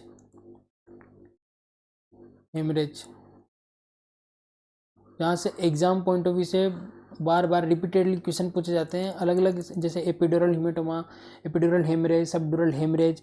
क्योंकि हम लेयर पढ़ते जा रहे हैं, इसी वजह से हम साथ के साथ इन चीज़ को पढ़ते चलेंगे। इसलिए पहले मैं आपको स्पेस क्लियर कर देता हूँ कि कौन सी स्पेस को क्या हम बोलते हैं। मान लीजिए ये हमारा ब्रेन है, रफली मैं डायग्राम बनाता हूँ। ये सबसे बाहर वाली लेयर हो गई इसकी डूरामीटर, आप इसको समझिए, ये सबसे बाहर वाली लेयर होगी इसकी डूरामीटर की भी फर्दर दो पार्ट होते हैं, एंडोस्टियल लेयर और यहाँ पे इसको बड़े रूप में दिखाता हूँ, ये है आपकी डूरामीटर। और डूरामीटर के दो लेयर हम बता देता हूँ, ये बाहर वाली हो गई आपकी एंडोस्टियल लेयर और दूसरी वाली जो लेयर है वो हो गया आपकी मेनिंजियल लेयर। तो यहाँ पे एक स्पेस आप देख पा रहे हैं, यहाँ पे एक बीच में स्पेस प्रेजेंट होता है, उस स्पेस को हम क्या बोल देते हैं, इसको बोल देते हैं एपिड्यूरल स्पेस, क्योंकि ये एपी का मतलब होता है ऊपर और डूरल का मतलब डूरामीटर। ये एक डूरामीटर है, मेनिंजियल लेयर जो इसका पार्ट है, इसके ऊपर ये स्पेस प्रेजेंट है, इसलिए हम इसको क्या बोल देंगे, एपिड्यूरल स्पेस। तो आपको याद होना चाहिए एपिड्यूरल स्पेस, ये आपका क्या है, डूरामीटर है। डूरामीटर की दोनों लेयर के बीच में एक स्पेस प्रेजेंट होता है, उसको क्या बोलते हैं, एपिड्यूरल। फिर मान लीजिए ये आपकी सेकंड लेयर है, अरेक्नोइड मैटर, ठीक है, ये आपकी फर्स्ट लेयर हो गई, ये आपकी सेकंड लेयर हो गई और यहाँ पे ये आपकी थर्ड लेयर हो गई। ब्रेन मेनिंज, ये हो गया आपका अरेक्नोइड मैटर, अरेक्नोइड। और ये है आपकी थर्ड लेयर, ये सेकंड, ये फर्स्ट, और ये आपकी थर्ड लेयर पाया मैटर। जो मैं समझाने का जो कोशिश कर रहा हूँ, जो स्पेस में से जो क्वेश्चन पूछे जाएंगे और जो अलग अलग हेमरेज और हेमोटोमा हम पढ़ेंगे, जो अलग अलग स्पेस के बारे में होंगे, तो उसके लिए मैं स्पेस के बारे में पता होना चाहिए। ये वाला स्पेस क्या होगा, एपिड्यूरल स्पेस। और वैसे इसके बीच में जो स्पेस है डूरा मैटर और अरेक्नोइड मैटर के बीच में जो स्पेस पाया जाता है सबड्यूरल स्पेस जिसको हम बोलते हैं। इसमें से डायरेक्ट क्वेश्चन भी पूछा जाता है कि सबड्यूरल स्पेस कौन सी लेयर के बीच में प्रेजेंट होता है, तो इसको हम क्या बोलते हैं, सबड्यूरल स्पेस। सबका क्या मतलब होता है, सबका मतलब होता है बिलो, सबका मतलब होता है बिलो। और डूरल मतलब डूरा मीटर। यहाँ पे हमने पढ़ा था एपीड्यूरल, एपी का मतलब होता है अपर, तो डूरल यानी डूरा मीटर के ऊपर वाले स्पेस को हमने क्या बोल दिया, एपीड्यूरल स्पेस। वैसे ही डूरा मीटर के नीचे वाले बिलो वाले स्पेस को हमने क्या बोल दिया, सब डूरल स्पेस। तो यहाँ तक आपको समझ में आया, डूरा मीटर है, ये अरेक्नोइड मीटर, ये पाया मीटर। तो डूरा मीटर और अरेक्नोइड मीटर के बीच के स्पेस को हम बोल रहे हैं सब डूरल बिल, सब डूरल स्पेस। और वैसे अरेक्नोइड और पायामीटर के स्पेस को हम क्या बोल देंगे, क्योंकि अरेक्नोइड के नीचे इसको हम बोल देंगे सब अरेक्नोइड स्पेस, सब अरेक्नोइड स्पेस। तो तीनों स्पेस आपको समझ में आ गए होंगे, एपिड्यूरल, सबड्यूरल और सब अरेक्नोइड। इनके अंदर अलग अलग आर्टरी, वेन रन करती है और ब्लड सप्लाई करती है, और इन्हीं के अंदर अलग अलग प्रकार के हेमेटोमा और हेमरेज देखने को मिलते हैं, जिसके जो एग्जाम पॉइंट ऑफ व्यू से बहुत बहुत बहुत ज़्यादा इंपॉर्टेंट है और जिसमें से डायरेक्ट क्वेश्चन पूछे जाते हैं। तो आपको स्पेस समझ में आ रहा होगा कि स्पेस किस तरीके से, कौन कौन से स्पेस होते हैं। तो सबसे पहले हम बात करते हैं एपिड्यूरल स्पेस के बारे में। सबसे पहले हम क्या बात करते हैं, एपिड्यूरल हेमेटोमा के बारे में। एपिड्यूरल पहला हेमेटोमा आप लिखिए, जो हेमेटोमा पढ़ रहे हैं, एपिड्यूरल, एपिड्यूरल हेमरेज या haematoma. Exam point of view से आते हैं, इसलिए मैं साथ साथ इसको यहीं पे पढ़ा देता हूँ, अलग से मैं पढ़ने की जरूरत नहीं पड़ेगी। एपिड्यूरल हेमरेज, तो एपिड्यूरल हेमरेज के अंदर कौन से स्पेस के अंदर होगा हेमरेज, हेमरेज या हेमेटोमा का फॉर्मेशन होगा इन एपिड्यूरल स्पेस, इसी को हम बोल देते हैं एपिड्यूरल हेमेटोमा इन एपिड्यूरल स्पेस। एपिड्यूरल स्पेस आपको समझ में आ ही गया है, ये डूरामीटर है कि फर्स्ट लेयर और ये सेकंड लेयर, इन दोनों के बीच को हम क्या बोल देते हैं, एपिड्यूरल स्पेस बोल देते हैं। और इसी के अंदर अगर कोई आर्टरी या वेन रप्चर हो जाती है और वहाँ पे एक क्लॉट का फॉर्मेशन हो जाता है या हेमरेज हो जाता है, उसी को हम बोल देंगे एपिड्यूरल हेमरेज या एपिड्यूरल हेमेटोमा। अब जितने भी हेमेटोमा हेमरेज के बारे में जितने भी चीज़ें आपको बताने जा रहा हूँ, वो सब एग्जाम पॉइंट ऑफ व्यू से बहुत बहुत इंपॉर्टेंट है, इसलिए इनको आप क्वेश्चन लगा के रखिए, सारे क्वेश्चन पूछे जाते हैं। जो दूसरी चीज़ है, अब तक समझ में आ गया इसका एपिड्यूरल स्पेस किसको कहते हैं, एपिड्यूरल हेमरेज किसको बोलेंगे। अब जो तीसरी चीज़ लिखी है, इसके अंदर जो कौन सी आर्टरी जो सबसे ज़्यादा सप्लाई करती है, जो मेजोरिटी में प्रेजेंट होती है, meningeal artery and meningeal when, meningeal artery and meningeal when present होती है किसके अंदर, एपिड्यूरल स्पेस के अंदर। और मेनली कहाँ पे, टेम्पोरल एरिया के अंदर, टेम्पोरल एरिया के अंदर। मान लीजिए ब्रेन है, ये आपका ब्रेन है, यहाँ पे आपका पेराइटल बोन होती है, यहाँ पे आपका फ्रंटल होती है, और यहाँ पे ये जो ये वाला एरिया है, ये आपका कौन सा है, ये है आपका टेम्पोरल एरिया। तो इस जगह अगर इंजरी हो जाती है, जैसे हमने पढ़ा था बेस ऑफ स्कल में इंजरी हो रही थी, तो हमारा CSF लीकेज हो रहा था, बेस ऑफ स्कल में इंजरी होने की वजह से CSF लीकेज हो रहा था। तो अलग अलग ब्रेन के अलग अलग पार्ट में इंजरी होने से हमें अलग अलग साइन देखने को मिलते हैं। ये ब्रेन है, ये ब्रेन का बेस ऑफ स्कल में यहाँ इस पार्ट पर अगर इंजरी हो रही थी, तो हमें अलार्मिंग साइन देखने को मिल रहा था, जिसके अंदर CSF का लीकेज ईयर या नोज से, ब्लड का लीकेज ईयर नोज से होता है, इसको हमने क्या बोल दिया, alarming sign of head injury. वैसे ही अगर टेम्पोरल एरिया पे किसी प्रकार की इंजरी होती है, तो उस टेम्पोरल एरिया के अंदर सबसे ज़्यादा जो मेनली जो आर्टरी और वेन जो ब्लड सप्लाई करती है, वो आपकी meningeal artery and meningeal when. अगर टेम्पोरल एरिया के अंदर किसी प्रकार की कोई भी चोट या ट्रॉमा हमें लगता है, डायरेक्ट इंजरी हमें होती है, तो सबसे पहले जो रप्चर होने के चांस होंगे डूरामीटर के अंदर, ये जो एपिड्यूरल स्पेस के अंदर आपकी जो मेनिंजियल आर्टरी और मेनिंजियल वेन रप्चर हो जाती है, और वहाँ पे एक हेमरेज और हेमेटोमा का फॉर्मेशन होता है एपिड्यूरल स्पेस के अंदर, उसी को हम क्या बोल देते हैं, एपिड्यूरल हेमरेज या एपिड्यूरल हेमेटोमा। इसी को हम थ्योरेटिकल रूप में हम लिखें तो हम बात करें एपिड्यूरल हेमरेज, एपिड्यूरल हेमरेज। तो हम इसको स्टेप बाय स्टेप पढ़ते हैं। बिटवीन द एपिड्यूरल स्पेस आपको पता ही है कि बिटवीन एंडोस्टियल लेयर और मेनिंजियल लेयर के बीच का स्पेस है, वहाँ पे एपिड्यूरल स्पेस प्रेजेंट होता है, वहाँ पे मेनिंजियल आर्टरी और मेनिंजियल वेव प्रेजेंट होती है। तो अब यहाँ से हमारा जो डिजीज़ वाला कुछ पोर्शन थोड़ा हम यहाँ पे बता देता हूँ। इफ़ जैसे मैंने बात करी, अगर टेम्पोरल एरिया के अंदर इंजरी हो जाती है, if injury in temporal area के अंदर इंजरी हो जाएगी तो कौन सी आर्टरी या वेन रप्चर होने के चांस रहते हैं एपिड्यूरल स्पेस के अंदर? वो आपकी मेनिंजियल आर्टरी और मेनिंजियल वेन। इसको साथ के साथ याद करते चलिए, एग्जाम पॉइंट ऑफ व्यू से बहुत ज़्यादा इंपॉर्टेंट है। मेनिंजियल आर्टरी या मेनिंजियल वेन क्या हो जाती है? रप्चर हो जाती है वेन, जिसकी वजह से क्या होता है, वहाँ पे ब्लड का लीकेज स्टार्ट हो जाता है और वहाँ पे जो हीमेटोमा बनता है उसको हम बोल देते हैं एपिड्यूरल हेमरेज। तो अभी तक इसमें से क्या क्वेश्चन बना, जो मैं बार बार रिपीट कर रहा हूँ, इसमें से क्या क्वेश्चन बन रहा है? इसमें से क्वेश्चन बन रहा है कि एपिड्यूरल हेमरेज किसे बोलेंगे?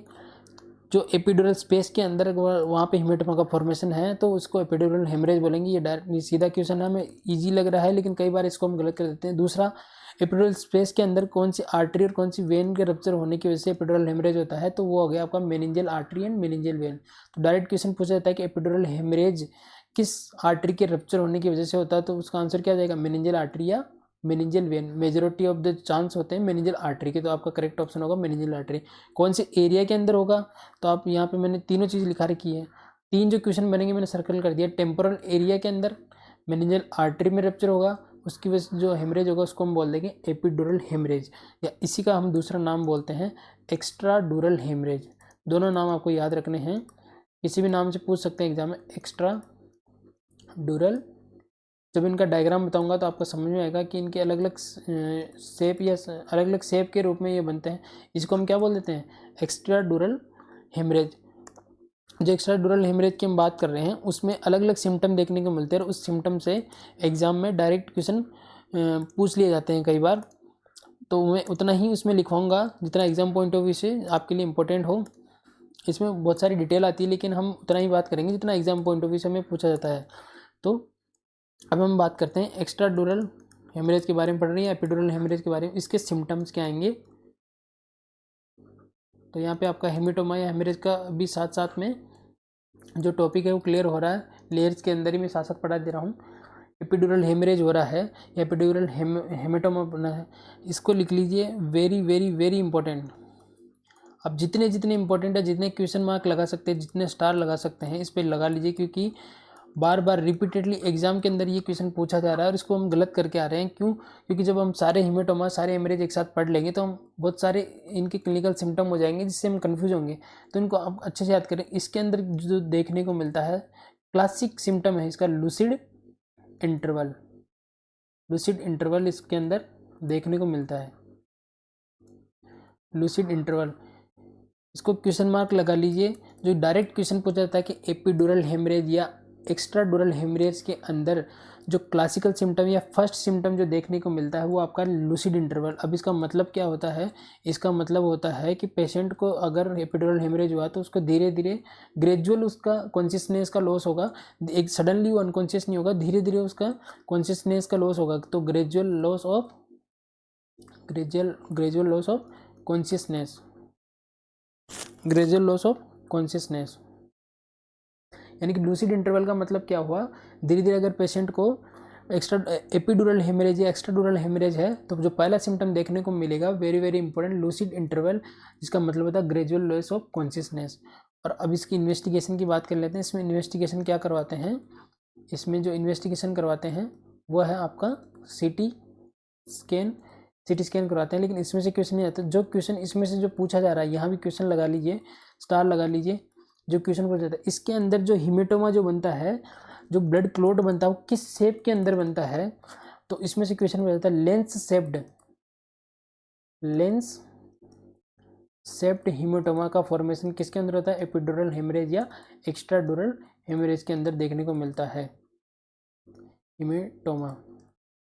तो लेंस शेप इसके अंदर कौन से एरिया के अंदर? हमने बात करी थी ब्रेन के टेम्पोरल एरिया के अंदर रीजन, अगर वहाँ पे इंजरी होती है तो एपिड्यूरल हेमरेज देखने को मिलता है और वहीं पे मेनिंजियल आर्टरी और मेनिंजियल वेन सप्लाई करती है। इसी वजह से वहाँ पे लेंस शेप्ड हीमेटोमा का फॉर्मेशन होता है। तो इसको वेरी वेरी इंपॉर्टेंट लगा लीजिए। और ये क्या होता है, जनरलाइज होता है लोकलाइज।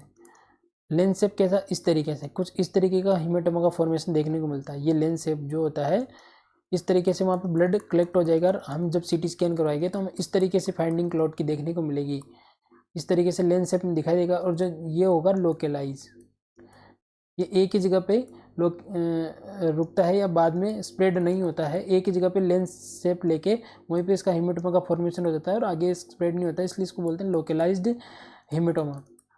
तो अभी तक जो जितने भी मैंने इसमें चीज़ें पढ़ाई है उसमें कोई भी फालतू चीज़ नहीं है, सारे वन लाइनर क्वेश्चन पूछे जाते हैं। इसका सिम्टम वन लाइनर है, आर्टरी कौन सी रप्चर हो जाती है वो पूछा जाता है, एरिया पूछा जाता है, और सबसे ज़्यादा इंपॉर्टेंट दो पूछा जाता है, एक तो इसका सिम्टम लूसिड इंटरवल और उसके अंदर जो लेंस का शेप है, क्योंकि अलग अलग हीमेटोमा पढ़ाऊंगा तो अलग अलग उनके अंदर जो बात करेंगे हम लेंस के शेप, अलग अलग शेप के हीमेटोमा का फॉर्मेशन होता है, इसलिए आपको कन्फ्यूज नहीं होना है, सारी चीज़ें इन सब चीज़ों को याद रखना है। तो जब मैं आपको हीमेटोमा पढ़ा दूंगा दोनों, तो मैं आपको उनके डायग्राम बता दूंगा। अब जो दूसरा, अभी तक हमने डूरामीटर के बारे में पढ़ाई कर ली है। तो डूरामीटर के बारे में हमने देखा कि सबसे आउटर मोस्ट लेयर होती है, दो इसकी लेयर होती है, एंडोस्टियल लेयर और मेनिंजियल लेयर टाइटली अटैच होती है। दो स्पेस पे ये टाइटली अटैच नहीं होती, जिसको हम बोल देते हैं डूरा सेप्टा और डूरल वीनस साइनस। डूरल सेप्टा में अलग अलग स्ट्रक्चर पढ़ी, उसका डायग्राम हमने अच्छे से देखा। डूरल वीनस साइनस के बारे में पढ़ा, किस तरीके से साइनस में ब्लड ड्रेन होता है, किस तरीके से अटैचमेंट होता है। वहीं अपन ने बात करी एपिडुरल, अलग अलग स्पेस होते हैं ब्रेन मेनिंजिस के बीच में, जिनको हमने अलग अलग डायग्राम से देखने की कोशिश करी है। और उसके अंदर ही हमने सबसे पहले वाला हीमेटोमा पढ़ लिया जिसको हमने एपिडुरल हीमेटोमा पढ़ा। अब जो हमारी सेकंड लेयर है, जो सेकंड लेयर हम पढ़ेंगे, यहाँ तक हमारी पायामेटर कंप्लीट हो जाती है। अब जो सेकंड लेयर है वो आपकी अरेक्नोइड मैटर,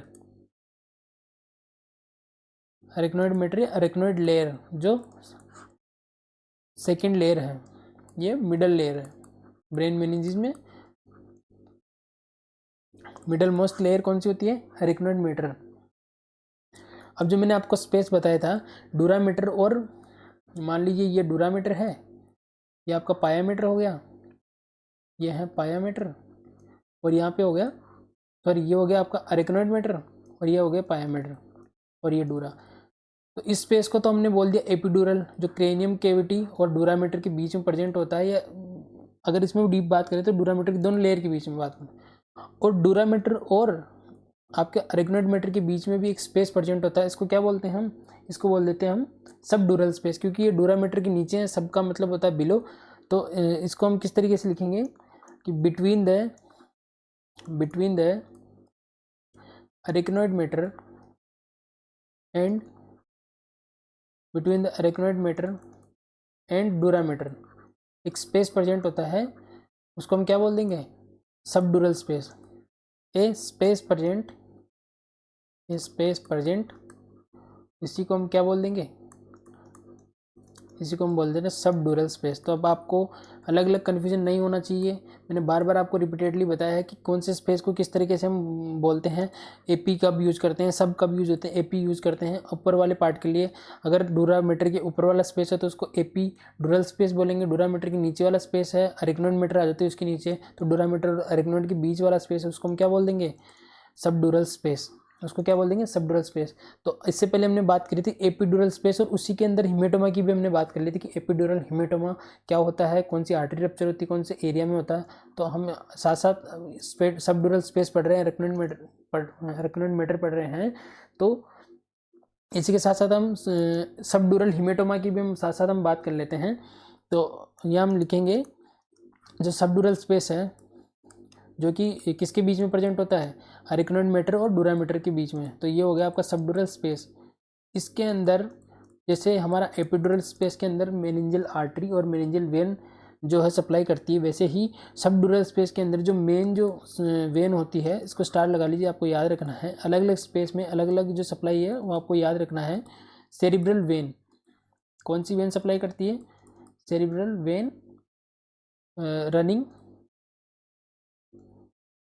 कहाँ पे, सबडूरल स्पेस के अंदर, cerebral vein running in subdural space है। तो इंजरी होगी तो कौन सी वेन के रप्चर होने के चांस होंगे सबडूरल के अंदर, वो होगा आपका सेरिब्रल वेन के अंदर। और जैसे वहाँ पे मैंने एक एरिया बताया था, पर्टिकुलर एरिया है ब्रेन का, जैसे डूरल वीनस साइनस के अंदर मैंने बताया था कि base of the base of the brain अगर इंजरी होती है तो वो अलार्मिंग साइन होता है, और वहाँ पे ड्यूरल वीनस साइनस के रप्चर होने की वजह से CSF या ब्लड का लीकेज होता है, उसको अलार्मिंग साइन बोलते हैं। वैसे ही हमने पढ़ा था एपिड्यूरल हेमेटोमा के अंदर टेम्पोरल एरिया के अंदर इंजरी होती है, वैसे ही सेरिब्रल वेन के अंदर जो इंजरी होती है वो होता है डीएसलेरेशन। इफ दो चीज़ होती है, एस्लेरेशन और डीएस्लेरेशन। इफ देयर इज डिसेलेरेशन का मतलब क्या होता है, इसके अंदर ऑब्जेक्ट जो होता है हमारा, जिससे हमें इंजरी होती है, ऑब्जेक्ट फिक्स होता है और ब्रेन का मूवमेंट होता है,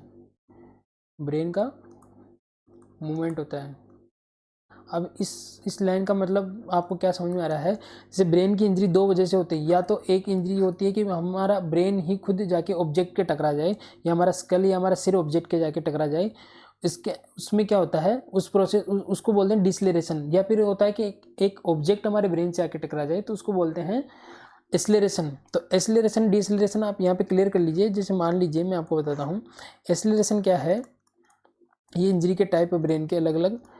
एस्लेरेशन में क्या होता है, जो आपका ब्रेन जो है फिक्स रहता है, एक जगह रहता है। जैसे मान लीजिए किसी भी वस्तु से कोई वस्तु आई है चल के और आपके ब्रेन से टकरा जाती है, आपके सिर से टकरा जाती है, ऑब्जेक्ट इसमें मूव कर रहा है। ऑब्जेक्ट मान लीजिए किसी ने गुस्से में कुछ भी चीज़ आपके सर पे फेंकी और आपके सर पे चोट लग जाती है, तो इसमें जो चीज़ फेंकी गई वो ऑब्जेक्ट है, वो मूव कर रहा है, लेकिन आप उसी जगह खड़े थे, आपका ब्रेन फिक्स था, और उस वजह से जो इंजरी होती है उसको बोलते हैं एस्लेरेशन। और उसका उल्टा इसमें डिसलेरेशन में उल्टा होता है, जिसके अंदर आपका ऑब्जेक्ट फिक्स रहता है। जैसे मान लीजिए हम चल रहे हैं, अंधेरे की वजह से किसी भी वजह से हम किसी दीवार से टकरा जाते हैं, इसके अंदर क्या हमारा ब्रेन का मूवमेंट हो रहा है, लेकिन हमारा ऑब्जेक्ट जो वॉल है वो फिक्स है, तो उसको क्या बोल देंगे हम, डिसलेरेशन। तो ये बेसिक इन्फॉर्मेशन इनके बारे में थी। जो हम मेन जो टॉपिक पढ़ रहे हैं वो आपका सबड्यूरल स्पेस, उसके अंदर जो इंजरी जो वेन होती है वो होगी सेरिब्रल वेन, और वहाँ पे डिसलेरेशन होता है, या पे यानी कि हम जाके टकरा जाते हैं तो वहाँ पे जो रप्चर हो जाएगी, कौन सी, सेरिब्रल वेन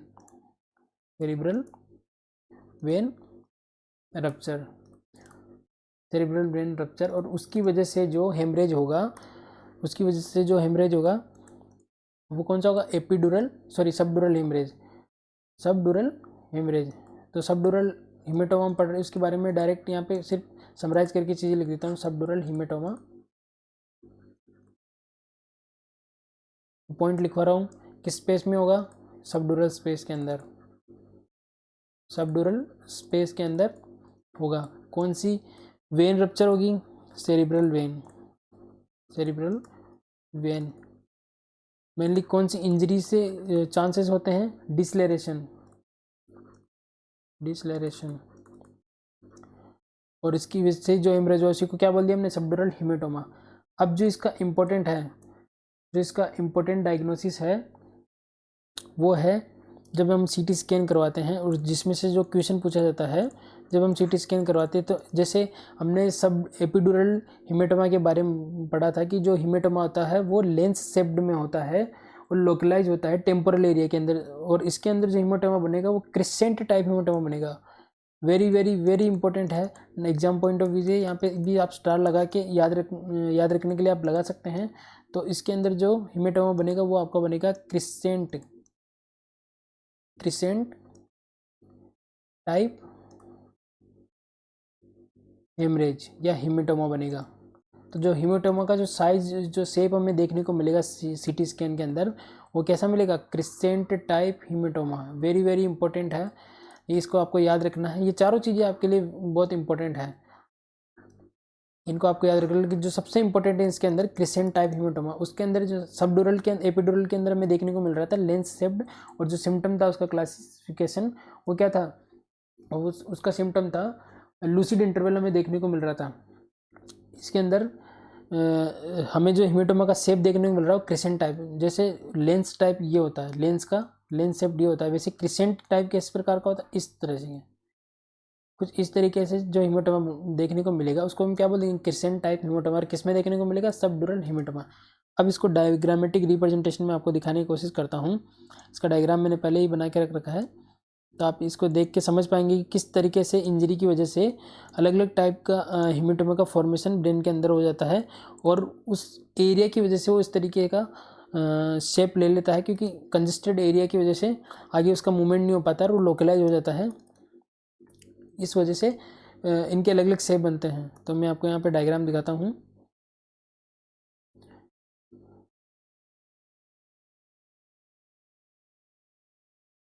यहाँ पे कुछ टेक्निकल एरर आ रहा है, हम वेट करते हैं। हाँ, तो अब यहाँ पे आप देख पा रहे हैं जो मैंने डायग्राम, ये एक ब्रेन का डायग्राम है। इसमें मैंने अलग अलग जैसे ये वाला एरिया है हमारा टेम्पोरल एरिया। टेम्पोरल एरिया सबसे पहले हमने बात करी थी एपिड्यूरल हेमरेज के अंदर। तो आप देख पा रहे हैं कि ये टेम्पोरल एरिया है। यहाँ पे मैंने आपको एक इंजरी शो कर रखी है। यहाँ पे आप रेड उसमें सर्कल में देख पा रहे हैं कि यहाँ पे कोई इंजरी होती है तो यहाँ पे कौन सी आर्टरी रन कर रही है, मेनिंजियल आर्टरी और मेनिंजियल वेन। ये वाली आर्टरी जो है वह है मेनिंजियल आर्टरी और मेनिंजियल वेन। और ये स्पेस कौन सा है, आप देख पा रहे एपिड्यूरल स्पेस। ये डूरामीटर, अगर रेड वाली जो लेयर है ये डूरामीटर मान लेते हैं इसको, इसके ऊपर। और आप देख पा रहे ये जो मैंने जो पर्पल कलर से जो शो कर रखा है, बिल्कुल आप देख पा रहे हैं इसके अंदर ये जो शेप है इसका, ये लेंस शेप्ड है, बिल्कुल लेंस शेप्ड हिमेटोमा है। तो ये कौन सा हो गया, एपिड्यूरल हेमरेज या एपिड्यूरल हिमेटोमा। अब आपको समझ में आ रहा होगा किस तरीके से सीटी स्कैन हम करेंगे तो ब्रेन के अंदर किस तरीके की फाइंडिंग आएगी। तो आप ये देख पा रहे हैं लेंस शेप्ड अगर हिमेटोमा में देखने को मिल रहा है तो वो क्या सजेस्ट करता है, क्या क्लिनिकल फाइंडिंग है, वो एपिड्यूरल हिमेटोमा हुआ है। और किसकी वजह से हुआ है, वो मेनिंजियल आर्टरी हमारे ब्रेन में रप्चर हो गई है। दूसरी तरफ आप देख पा रहे हैं क्रिसेंट टाइप, मैंने आपको बताया था क्रिसेंट टाइप कुछ इस तरीके से होता है। क्रिसेंट टाइप कुछ इस तरीके से होता है। तो आप देख पा रहे हैं यहाँ पे ये सबड्यूरल हेमरेज, ये रेड रेड जो है ये डूरामीटर, और डूरामीटर की नीचे वाला स्पेस को हमने क्या बोला था, सबड्यूरल स्पेस बोला था। तो ये जहाँ पे ये देखिए सबड्यूरल हेमरेज, ये किस फॉर्म में आपको लग रहा है, क्रिसेंट टाइप में। ये शेप क्यों बन जाती है, क्योंकि इनका अरेंजमेंट कुछ इस तरीके से होता है आर्टरी और वेन का, और आगे जाके बंद हो जाता है इसलिए लोकलाइज होता है, आगे जाके मूव नहीं करता और यहाँ पे एक लेंस का शेप ले लेता है। वैसे यहाँ पे क्रिसेंट शेप ले लेता है और कुछ इस तरीके की फाइंडिंग हमें सीटी स्कैन में देखने को मिलती है। उसको हम क्या बोलते हैं, सबड्यूरल हेमरेज। इस डायग्राम में मैंने आपके और भी चीज़ें देख सकते हैं, जैसे कि ये सबड्यूरल स्पेस, हमने साइनस की बात करी थी। साइनस क्या थे, जहाँ पे हमारा डिऑक्सीनेटेड ब्लड जो ड्रेन हो रहा था। और साइनस में इंजरी के बारे में हमने बात करी थी कि सुपर सेजाइटल उसके डूरल वेरिनस साइनस के अंदर इंजरी हो जाती है तो हमें अलार्मिंग साइन हेड इंजरी का देखने को मिलता है। फाल्स सेरिब्राई के बारे में बात करी थी। ये देखिए जो दोनों सेरिब्रल हेमिस्फीयर है उसके बीच की स्ट्रक्चर को अलग कर रहा है कौन, फाल्स सेरिब्राई। ये सबड्यूरल स्पेस है, ये डूरामीटर है आपका। वैसे अगर ब्रेन के अंदर कुछ एक और स्पेस प्रेजेंट होता है अरेक्नोइड मैटर और पायामेटर के बीच में, तो उसको क्या बोला था हमने, सब अरेक्नोइड हेमरेज। तो वैसे ही आप ये डायग्राम में देख पा रहे हैं सब अरेक्नोइड हेमरेज होता है। ये जो अलग से मैंने डायग्राम बना रखा है ये एक आर्टरी का डायग्राम है, जिसके अंदर क्या देखने को मिल रहा है, ये जो बेलून लाइक स्ट्रक्चर है इसको हम क्या बोल देते हैं, एन्यूरिज्म। हम आगे पढ़ेंगे तो हम बात करेंगे, अभी आप डायग्राम देख लीजिए इसमें। तो अलग अलग हेमरेज हो गए, हमारा पहला हो गया एपिड्यूरल हेमरेज, दूसरा हमने बात करी सबड्यूरल हेमरेज, और तीसरा हम बात करेंगे सब अरेक्नोइड हेमरेज के बारे में, जो कि सबसे डेंजरस हेमरेज के अंदर से एक आता। तो ये डायग्राम के अंदर आपको अच्छे से विजुलाइज हो रहा है, अच्छे से समझ में आ रहा होगा कि किस तरीके से फाइंडिंग हमें देखने को मिलेगी। अगर हमें डायग्राम से क्वेश्चन पूछा जाता है इमेज बेस्ड और कुछ इस तरीके से हिमेटोमा का फॉर्मेशन अगर लेंस शेप दिखा रहे हैं तो हमारा आंसर हो जाएगा एपिड्यूरल हिमेटोमा। और अगर हमारा इस तरीके से क्रिसेंट टाइप अगर हमारा हिमेटोमा दिखाने को मिल रहा है तो हमारा आंसर हो जाएगा सबड्यूरल हेमरेज। तो आपको समझ में आ जाना चाहिए कि किस हेमरेज में किस तरीके के शेप देखने को मिलती है। और मेनली जो आपको याद रखना है, कौन सी आर्टरी रप्चर होती है, कौन सी एरिया में होता है, और कौन सा शेप होता है, और सबसे ज़्यादा उसमें सिम्टम कौन से देखने को मिलता है। एपिड्यूरल में हमने कौन सा सिम्टम बात करा था, एपिड्यूरल में हमने बात करा था lucid interval, gradual loss of consciousness. अब हमारे दो, ये हमारा था दूसरा सबड्यूरल हिमेटोमा। अब हम बात करते हैं पायामेटर से बात करें उससे पहले एक और चीज़ हम पढ़ लेते हैं। जैसे मान लीजिए ये आपकी ब्रेन के ऊपर है डूरामीटर, ये आपकी है अरेक्नोइड मैटर, और ये आपकी पायामीटर। इसको हम शॉर्ट में लिख देते हैं डेप। इसको याद करने का तरीका भी यही है, डेप यानी कि बाहर से अंदर की तरफ जो लेयर का अरेंजमेंट है वो है डूरामीटर अरेक्नोइड पायामीटर। और ये आपका स्कल या बोन जो केविटी है, इस स्पेस को हमने क्या बोल दिया था, इसको बोला था हमने एपिड्यूरल स्पेस, इसको हमने बोला था सबड्यूरल स्पेस। और वैसे अरेक्नोइड मैटर और पायामीटर के बीच में एक स्पेस प्रेजेंट होता है, उसको हम बोल देते हैं सब अरेक्नोइड स्पेस। और इसी के अंदर जो हीमेटोमा बनेगा उसी को क्या बोल देते हैं, सब एरेक्नोइड हीमेटोमा। तो हमारा तीसरा हीमेटोमा यही पढ़ लीजिए, हमें डिजीज पोर्शन में अलग से पढ़ने की जरूरत नहीं बनेगी। तो ये हमारा सब एरेक्नोइड हीमेटोमा, ये सब एरेक्नोइड हेमरेज, सब एरेक्नोइड हेमरेज।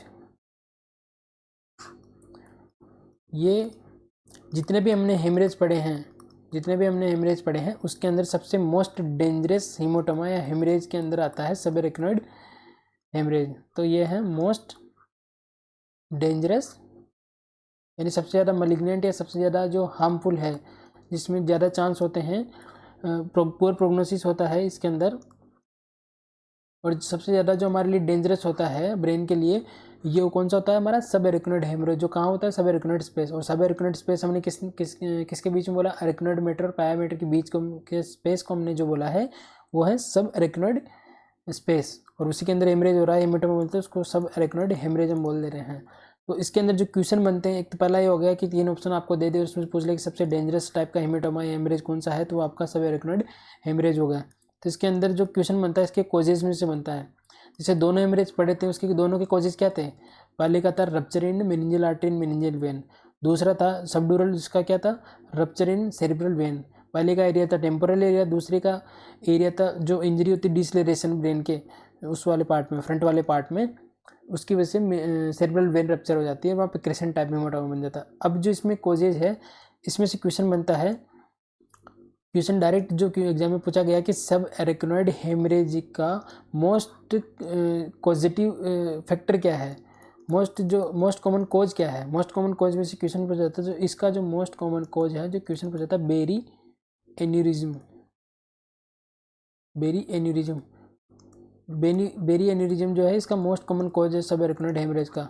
इसके अंदर क्या होता है, जैसे ब्रेन के अंदर कोई भी आर्टरी जो रन कर रही है, उसकी नॉर्मल स्टेट ये कुछ इस तरीके से होती है, इसके अंदर ब्लड का फ्लो होता है, लेकिन किसी वजह से इसकी लूजनिंग हो जाती है। और एन्यूरिज्म किसको बोलते हैं, लूजनिंग ऑफ ब्लड वेसल्स, और वो पाउच लाइक स्ट्रक्चर के रूप में ये इस तरीके से इसका पाउच लाइक स्ट्रक्चर बन जाती है। इसी को हमने क्या बोल दिया, इसी को हम बोल दिया एन्यूरिज्म। तो बेरी एन्यूरिज्म एक ऐसा टाइप है जो मोस्ट कॉमन कोज है किसका, सब एरेक्नोइड हेमरेज का। इसी को हम यहाँ पे लिख देते हैं, मोस्ट कॉमन कोज है किसका, सब एरेक्नोइड हेमरेज का। अब इसमें भी जो आर्टरी होती है उसमें से क्वेश्चन पूछा जाता है कि जैसे मान लीजिए हमने अलग अलग हेमेटोमा पढ़ा, सबकी एक स्पेसिफिक आर्टरी या वेन होती है जिसमें रप्चर की वजह से हेमेटोमा का फॉर्मेशन होता है। वैसे इसमें भी कोई ना कोई ऐसी आर्टरी या वेन होगा जिसमें रप्चर की वजह से हेमेटोमा का फॉर्मेशन होगा। तो जो इसमें से जो इम्पोर्टेंट चीज़ है याद रखने के लिए, वो है आपका एंटीरियर कम्युनिकेटिंग आर्टरी, जो सर्कल ऑफ विलियस हम आगे पढ़ेंगे। एंटीरियर, जिसमें अलग अलग 10 आर्टरीज होती है जो सर्कल ऑफ विलियस बनाती है, उसी में से एक आर्टरी होती है एंटीरियर कम्युनिकेटिंग आर्टरी। तो अभी तक जो भी चीज़ मैंने इस स्लाइड पे लिखी है इस बारे, तो वो हर एक चीज़ वन लाइनर है, तो आपको याद रखनी है। जिसमें सर्कल बना रहा हूँ, ये सारी चीज़ें, ये तीनों एमसीक्यूज बनते हैं, तीनों वन लाइनर बनते हैं, तो आपको ये याद रखना है। सब एरेक्नोइड हेमरेज कहाँ होता है, स्पेस में। डेंजरस सबसे ज़्यादा ये होता है। इसका मोस्ट कॉमन कोज पूछ लेते हैं, वो होता है आपका बेरी एन्यूरिज्म। ए है, ये ए वाला पार्ट हमने कर दिया, berry aneurysm most common cause है। उसमें भी अगर पूछ ले कि सब एरेक्नोइड हेमरेज में सबसे मोस्ट कॉमन जो आर्टरी होती है जिसमें बेरी एन्यूरिज्म की वजह से रप्चर होने का चांस होता है, वो कौन सा हो गया, आपकी एंटीरियर कम्युनिकेटिंग आर्टरी। कौन सी होगी, एंटीरियर कम्युनिकेटिंग आर्टरी। तो अब तक आपको समझ में आ चुका होगा कि किस तरीके से अलग अलग हेमरेज में कौन कौन से स्पेस के अंदर किस तरीके से हेमरेज होता है, और क्या क्या फाइंडिंग उनके अंदर देखने को मिलती है। और सबसे ज़्यादा इंपॉर्टेंट है उनके अंदर जो अलग अलग हेमेटोमा जो बन रहा है उसकी क्या क्या शेप होती है, सीटी स्कैन के अंदर में उसको क्या फाइंडिंग देखने को मिलता है, और जो सिम्टम है जैसे लूसिड इंटरवल हो गया, किस तरीके से उसके अंदर कौन से हेमरेज के अंदर देखने को मिलता है। तो यहाँ पे सब एरेक्नोइड हेमरेज के बारे में बात कर रहे हैं। हमने पढ़ लिया अब तक कि जो मोस्ट डेंजरस है बेरी एन्यूरिज्म, इसका मोस्ट कॉमन कोज है। पहला जो कोज हमने पढ़ा है बेरी एन्यूरिज्म, उसी का दूसरा कोज है जो बी पार्ट हमने जो है, यहाँ देखिए हमने ए पार्ट क्या पढ़ा, ए पार्ट है इसका मोस्ट कॉमन कोज का बेरी एन्यूरिज्म, इसी का बी पार्ट हम पढ़ रहे हैं मोस्ट कॉमन कोज, इसका कोजिटिव फैक्टर का बी पार्ट है आर्टरीवेनस मालफॉर्मेशन, यानी प्रॉपर तरीके से आर्टरी या वेन का डेवलपमेंट नहीं होता है, और इसी को हम क्या बोल देते हैं, एट्रियोवीनस माल फॉर्मेशन। ज़्यादा चीज़ें इतनी डिटेलिंग आपको याद नहीं रहे तो जिस पे मैं क्वेश्चन मार्क लगा रहा हूँ, जिस पे स्टार लगा रहा हूँ, वो चीज़ आपको ज़रूर याद रखना। जैसे कॉन्जेनाइटल फैक्टर है इसमें, तो उसकी वजह से भी आर्टरी या वेन का प्रॉपर तरीके से डेवलपमेंट नहीं होता है और वो रप्चर हो जाती है, और उसी की वजह से क्या हो जाता है, उसकी वजह से क्या हो जाता है सबएरेक्नोइड हेमरेज। अब इसका सिम्टम में से जो क्वेश्चन बनता है वो मैं आपको लिखा देता हूँ। इसका सिम्टम में से क्या क्वेश्चन बनेगा, जैसे लूसिड इंटरवल आ रहा था एपिड्यूरल हेमरेज में, इसमें जो मोस्ट कॉमन सिम्टम देखने को मिलता है, जिसमें से क्वेश्चन पूछा जाता है कि patient after head injury complaining of exploding headache, तो किस टाइप के हेमेटोमा को या किस टाइप के हेमरेज को सजेस्ट करता है, तो वो होगा आपका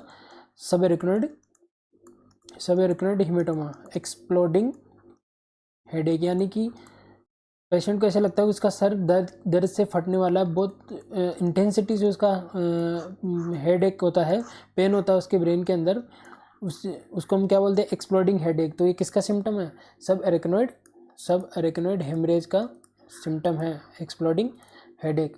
ये चीज़ें आपको याद रखनी है। अभी तक हमने दोनों लेयर पढ़ लिए, डूरामीटर के बारे में पढ़ लिया है, पायामीटर के एरेक्नोइड मीटर के बारे में पढ़ लिया है, और इसके साथ साथ हमने हेमेटोमा भी साथ साथ हम पढ़ रहे हैं। अब जो हम थर्ड लेयर पढ़ेंगे वो होगा हमारा पायामीटर। थर्ड जो लेयर है हमारी, थर्ड लेयर है पायामीटर, ये आपकी इनर मोस्ट लेयर होती है, इनर मोस्ट लेयर होती है। इसके बारे में 2-3 इंपॉर्टेंट चीज़ है। एक तो ये सबसे इनर मोस्ट लेयर होती है, इसके साथ साथ क्योंकि ये ब्रेन की डायरेक्ट कॉन्टेक्ट में रहती है, आप ये देख पा रहे हैं कि आपका ये ब्रेन है, इसकी जो सबसे कॉन्टेक्ट वाली लेयर होगी वो कौन सी होगी, पायामीटर। इसके ऊपर फिर होती है एरेक्नोइड मीटर, फिर उसके बाद होती है डूरामीटर, फिर आपका होता है आपका क्रेनियम, यानी कि बोन तब वाला पार्ट होता है, इसके अंदर आपका ब्रेन प्रोटेक्ट रहता है। तो जो इसके ज़्यादा ब्रेन के अंदर जो डायरेक्ट कॉन्टेक्ट में है वो कौन सी लेयर है, पायामीटर। तो क्योंकि ये ब्रेन के डायरेक्ट कॉन्टेक्ट में, इसलिए ये हाईली वेस्कुलर लेयर है, इसके अंदर ब्लड फ्लो ज़्यादा होने की वजह से हाई वेस्कुलरिटी इसके अंदर ज़्यादा रहती है, हाईली वेस्कुलर लेयर, और directly attach with brain, directly attach with surface of brain, directly attach with surface of brain.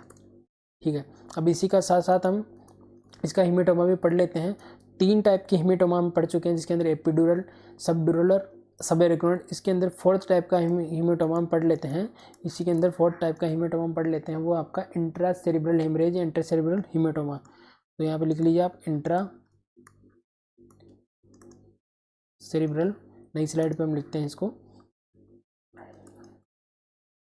Intracerebral haematoma. इसके बारे में कुछ इंपॉर्टेंट चीज़ें जो एग्जाम पॉइंट ऑफ व्यू से पूछी जाती है वो मैं आपको लिखा देता हूँ। उसके बाद आपका हेमेटोमा के सारे जो 1 लाइनर जो भी क्वेश्चन पूछे जाते हैं एग्जाम में, उसको आपको अलग से हेमेटोमा पढ़ने की जरूरत नहीं रहेगी। ये तो मैंने यहीं पे आपका क्लियर करवा दिया है। तो इसका मतलब क्या है इंट्रासेरेब्रल। अभी तक हमने स्पेस की बारे में बात करी अलग अलग, तो उन स्पेस के बारे में अलग हेमरेज हो रहा था, तो उसी स्पेस के नाम से उनको हेमरेज को नाम दिया जा रहा था। लेकिन ये मान लीजिए एक ब्रेन है, उस ब्रेन के अंदर ही कोई आर्टरी या वेन के रप्चर होने की वजह से या इनके अंदर डायरेक्ट इंजरी हो जाए, तो उसको क्या बोलते हैं हम, इंट्रासेरेब्रल हेमरेज होता है। तो it is haemorrhage within the brain, यानी ब्रेन के अंदर ही किसी प्रकार के इंजरी से कोई आर्टरी या वेन रप्चर हो जाती है या ब्लीडिंग स्टार्ट हो जाती है, तो उसको हम क्या बोल देते हैं, intracerebral haemorrhage within the brain, इसके अंदर हर हेमरेज के लिए हमने एक कॉमन आर्टरी या वेन बताई है जो रिस्पॉन्सिबल होती है। इसके अंदर में मैं आपको बता देता हूँ कि जो cerebral artery and cerebral vein are ruptured. किसकी वजह से होता है, इन दोनों आर्टरी या वेन की रप्चर की वजह से ये हेमरेज होता है। अब जो एक चीज़ आपको पॉइंट जो याद रखने के लिए है मैं आपको बताती हूँ, जहाँ आपको कन्फ्यूजन होगा। जैसे हमने पढ़ा एपिड्यूरल, पहले एपिड्यूरल पढ़ा, तो इसके बारे में जो आर्टरी थी जिसकी सबसे ज़्यादा रप्चर होने के चांस की वजह से ये हेमरेज हो रहा था, वो थी मेनिंजियल आर्टरी। दूसरा पढ़ा मैंने सबड्यूरल, मैंने आपको बताया सबड्यूरल हेमरेज। इसके अंदर हमने क्या बात करी, इसके अंदर बात करी थी सेरिब्रल वेन, फिर मैंने बात करी सब एरेक्नोइड, सब एरेक्नोइड के अंदर मैंने कौन सी बताई थी, most common anterior communicating artery, anterior communicating artery. और यहाँ पे मैं बता रहा हूँ कि सेरिब्रल आर्टरी या सेरिब्रल वेन के रप्चर होने की वजह से इंट्रा सेरिब्रल हेमरेज होता है। तो अगर क्वेश्चन हो जाए कि सेरिब्रल वेन के रप्चर होने की वजह से कौन सा हेमरेज होता है, तो प्रायोरिटी आपको किसको देनी है, वो देना आपका सबड्यूरल हेमेटोमा को। और सेरिब्रल आर्टरी से अगर डायरेक्ट क्वेश्चन आता है तो प्रायोरिटी किसको देनी है, वो देना आपका इंट्रासेरिब्रल हेमरेज को। तो प्रायोरिटी वाइज अगर देखें तो इंट्रासेरिब्रल हेमरेज के अंदर सेरिब्रल आर्टरी के चांसेस होते हैं ज़्यादा रप्चर होने के, और सेरिब्रल वेन के रप्चर होने के चांसेस होते हैं सबड्यूरल हेमरेज के अंदर या हेमेटोमा के अंदर। अब इसका सिम्टम हम देख लेते हैं। जो सिम्टम हम देखने को मिलेगा इसका, तो क्या देखने को मिलेगा, सिम्टम देखने को मिलेगा इसका न्यूरोलॉजिकल डेफिशिएट, जो आपके बेसिक नर्वस सिस्टम के जो फंक्शन है, आपकी कॉन्शियसनेस या अलर्टनेस, जो सारी धीरे धीरे उसकी कमी होने लग जाएगी, और ग्रेजुअली इन चीज़ों की लॉस होने की वजह से हम उसको बोलते हैं न्यूरोलॉजिकल डेफिशिएट। जो भी न्यूरोलॉजिकल फंक्शन है वो ग्रेजुअली कम होने लगते हैं। और वो किस प्रकार के हेमरेज में देखने को मिलते हैं, ये भी क्वेश्चन लगा दीजिए। डायरेक्ट क्वेश्चन पूछते हैं कि न्यूरोलॉजिकल डेफिशिएट किस प्रकार के हेमेटोमा या हेमरेज में देखने को मिलता है। तो अभी तक हमने सारे हेमरेज और हेमेटोमा के बारे में बात करी है। हम सबको एक बार रिवाइज कर लेते हैं अलग अलग हेमरेज या हेमेटोमा को। सबसे पहले हमने बात करी एपिड्यूरल, एपिड्यूरल हेमेटोमा। इसके बारे में दो तीन इंपॉर्टेंट चीज़ हमने क्या बात करी। स्पेस तो आपको नाम से पता चल जाएगा कि एपिड्यूरल उसके अंदर है जो आर्टरी है, जो एरिया कौन सा इसके अंदर, टेम्पोरल, टेम्पोरल एरिया के अंदर इंजरी होने की वजह से। और इसके अंदर जो रप्चर हो रही थी वो आपकी कौन सी थी, जो आपकी थी सेरिब्रल, आपकी थी सेरिब्रल सॉरी मेनिंजियल आर्टरी। क्या थी आपकी, मेनिंजियल आर्टरी। मेनिंजियल आर्टरीज के अंदर रप्चर हो रही थी। इसके अंदर जो इसका दूसरा नाम क्या था, एक्स्ट्रा ड्यूरल हेमेटोमा। इसका दूसरा नाम क्या था, एक्स्ट्रा ड्यूरल हेमेटोमा। और इसकी तीसरी चीज़ हमने क्या पढ़ी थी, इसके अंदर जो हेमेटोमा बनेगा वो किस शेप का बनेगा, lens shape, lens shape haematoma इसके अंदर देखने को मिलता है। और चौथी चीज़ इसका सिम्टम, इसका सिम्टम हमने क्या पढ़ा था, lucid interval, lucid lucid interval, gradual loss of consciousness इसके अंदर देखने को मिलती है। ये चार पांच चीज़ें हमने एपिड्यूरल हेमेटोमा के अंदर पढ़ी थी। उसके बाद हमने पढ़ा था सबड्यूरल हेमेटोमा। सबड्यूरल हेमेटोमा के अंदर हमने क्या पढ़ा था, जो इसके अंदर जो स्पेस है, सबड्यूरल स्पेस के अंदर इंजरी की वजह से सबड्यूरल हेमेटोमा देखने को मिलता है। और उसके अंदर जो आर्टरी जो मेनली रप्चर होने के चांस होते हैं वो आता है आपका सब सेरिब्रल वेन जो रप्चर होता है उसकी वजह से ये देखने को मिलता है। और इसके अंदर जो हेमेटोमा देखने को मिलता है वो किस शेप का देखने को मिलता है, crescent type haematoma, crescent type haematoma. फिर हमने पढ़ा था सब एरेक्नोइड, सब एरेक्नोइड हेमेटोमा। इसके अंदर हम क्या देखने को मिला था, क्या इंपॉर्टेंट चीज़ थी, मोस्ट डेंजरस है, कौन से स्पेस में होता है, सब एरेक्नोइड स्पेस में होता है। इसका मोस्ट कॉमन कोज हमने क्या बताया था, बेरी एन्यूरिज्म, बेरी एन्यूरिज्म। और वो भी कौन सी आर्टरी में, इंटीरियर कम्युनिकेटिंग आर्टरी। ठीक है, ये हमने सब एरेक्नोइड के बारे में पढ़ा था। जो सबसे लास्ट हेमेटोमा पढ़ा हमने इंट्रासेरिब्रल हेमेटोमा या हेमरेज। इसके अंदर जो वेन या आर्टरी है वो है सेरिब्रल आर्टरी एंड वेन। और इसके अंदर जो क्लिनिकल सिम्टम देखने को मिला था वो था न्यूरोलॉजिकल डेफिशिएट, न्यूरोलॉजिकल डेफिशिएट है। तो अभी तक हमने सारा चीज़ डिस्कस किया। ब्रेन मेनिंजेस हमारी यहाँ पे कंप्लीट हो जाती है। जितने भी वन लाइनर, जितना भी डीपली क्वेश्चन आए, इसके बाहर से कोई भी क्वेश्चन नहीं आएगा। ब्रेन मेनिंजेस के बारे में, डेवलपमेंट के बारे में हमने बात कर ली है, ब्रेन मेनिंजेस के बारे में बात करी, अलग डायग्रामेटिक प्रेजेंटेशन से मैंने आपको दिखाने की कोशिश करी है कि किस तरीके से ये आपकी ब्रेन मेनिंजेस होती है। बार की लेयर, डोरामीटर, बीच मिडल मोस्ट, आर्किनोइड, पायोमीटर, टूरामीटर के कौन कौन सी जो अलग अलग पार्ट होती है इस डायग्राम में आप देख पा रहे हैं।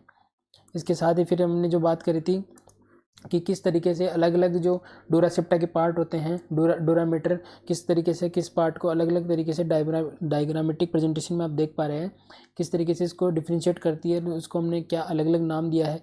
उसके बाद में हमने हेमरेज की बात करी कि किस तरीके से अलग अलग हेमरेज में किस तरीके से हेमेटोमा का फॉर्मेशन होता है, किस स्पेस में होता है, पूरा डायग्रामेटिक प्रेजेंटेशन। ये इमेज आपने अपने अच्छी तरीके से आप स्क्रीनशॉट भी लेके रख सकते हैं इसका, बाद में आपके समझने के लिए। आप देख पा रहे हैं इसके अंदर अच्छे से आपको समझ में आएगा। और जो लास्ट जो टॉपिक पढ़ लेते हैं इसके अंदर, उसके बाद में हम CSF इस क्लास में लेना पॉसिबल नहीं है, काफ़ी लंबी क्लास हो गई है। तो एक कॉमन टॉपिक जो हम पढ़ लेते हैं, जो एग्जाम में कभी कभी पूछ लिया जाता है, सर्कल ऑफ विलिस। इसमें से क्वेश्चन स्ट्रक्चर के बारे में पूछ लिया जाता है। तो सर्कल ऑफ विलिस क्या है, यानी कि जो आपकी 9 आर्टरीज ब्रेन के अंदर मिलके एक विशेष प्रकार का सर्कल बनाती है सप्लाई के दौरान, उसको हमने क्या बोल देते हैं, सर्कल ऑफ विलिस। तो पहला क्वेश्चन क्या बनता है इसके अंदर, सर्कल ऑफ विलिस के अंदर कितनी आर्टरीज होती है? 9 आर्टरीज होती है किसके अंदर, सर्कल ऑफ विलिस के अंदर। तो मैं आपको 9 आर्टरीज के नाम लिखा देता हूँ, इसमें से क्वेश्चन बनते हैं कि कौन सी आर्टरी सिंगल होती है, कौन सी डबल होती है। तो इसके आप नाम लिख लीजिए अलग अलग सर्कल ऑफ विलिस के। यहाँ पे आपको सर्कल ऑफ विलिस, फिर मैं आपको डायग्राम दिखा दूंगा, आपको अच्छे से समझ में आएगा। जो पहली जो आर्टरी है इसकी एंटीरियर सेरिब्रल आर्टरी, ये होती है संख्या में कितनी, 2, काउंट में कितनी होती है, 2। फिर वो आपका internal carotid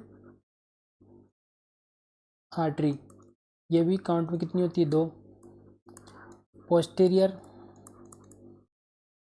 posterior cerebral artery, ये भी काउंट में होती है, 2। फोर्थ हमारी पोस्टीरियर कम्युनिकेटिंग आर्टरी, इसको आपको याद करना है, डायरेक्ट क्वेश्चन इसमें से कई बार आर्टरी से पूछ लिया जाता है। पोस्टीरियर कम्युनिकेटिंग आर्टरी ये आपकी 2, और जो सिंगल इसमें एक और आर्टरी होती है वो आपकी एंटीरियर कम्युनिकेटिंग आर्टरी, जिसके बारे में हमने बात करी थी सबएरेक्नोइड हेमरेज के अंदर। ये वही आर्टरी है जिसके रप्चर होने की वजह सबसे ज़्यादा चांसेस होते हैं सबएरेक्नोइड स्पेस के अंदर। तो ये कितनी होती है स्पेस, तो ये टोटल कितनी हो गई, 9। 2 + 2 + 2 + 2 + 1, तो कितनी हो गई, 9। तो सर्कल ऑफ विलिस के अंदर कितनी आर्टरीज जो है प्रेजेंट होती है, 9। क्वेश्चन क्या बन सकता है कि 4 आर्टरी आपको ऑप्शन में से दे दे और पूछ ले कि कौन सी आर्टरी इसमें से सिंगल या कौन सी आर्टरी डबल है। तो जो ओनली जो आर्टरी है वो है एंटीरियर कम्युनिकेटिंग आर्टरी, जो सिंगल प्रेजेंट होती है। बाकी जितनी भी आर्टरीज होती है वो डबल मतलब काउंट में 2 होती है, सर्कल ऑफ विलिस का फॉर्मेशन करती है। इसको इसलिए बोलते हैं क्योंकि एक सर्कल, आप ये डायग्राम देखिए आपको इससे अच्छे समझ में आएगा। कुछ इस तरीके से आर्टरी सारा मिलकर, एक मिनट वेट कीजिए, यहाँ पे कुछ टेक्निकल एरर आया है, फिर से मैं आपको डायग्राम दिखाने की कोशिश करता हूँ कि किस तरीके से जो 9 अलग अलग आर्टरी मिलके एक सर्कल का फॉर्मेशन करती है ब्रेन के अंदर, और वो सर्कल ब्रेन के अलग अलग पार्ट को और आर्टरी अलग अलग पार्ट को सप्लाई करती है और सर्कल ऑफ विलिस बनाती है। ये आप डायग्राम देख पा रहे हैं, interior cerebral artery, interior communicating artery, एक तरीके से बीच में एक सर्कल बन गया, इसलिए इसका नाम पड़ा क्या, सर्कल ऑफ विलिस। ये आर्टरी आप देख पा रहे हैं डायग्रामेटिक रिप्रेजेंटेशन से। इसको आप अच्छे से स्क्रीनशॉट लेके बाद में अच्छे से याद कर सकते हैं। तो आपको क्वेश्चन क्या याद रखना है, बस कौन कौन सी आर्टरीज, मान लीजिए 4 ऑप्शन दे देंगे, उसमें से एक आर्टरी ऐसी होगी जो सर्कल ऑफ विलिस नहीं बनाती है, सेरेब्रल आर्टरी दे देंगे। तो आपको याद रखना है कि कौन सी आर्टरी सर्कल ऑफ विलिस में आती है, ताकि आप उस क्वेश्चन को अच्छे से कर सको कि कौन सी आर्टरी इसके अंदर इन्वॉल्व नहीं होती है।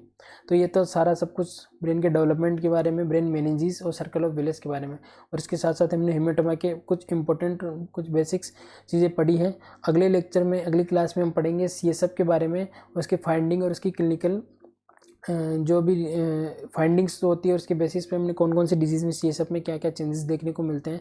जिसके अंदर रिसेंटली नॉर्सेट के अंदर CSF में से क्वेश्चन पूछा गया था, बैक्टीरियल मेनिंजाइटिस में क्या चेंजेस होते हैं, वायरल के अंदर, वो सारी चीज़ें हम अगले लेक्चर में डिस्कस करेंगे। तब तक के लिए good night, thank you very much.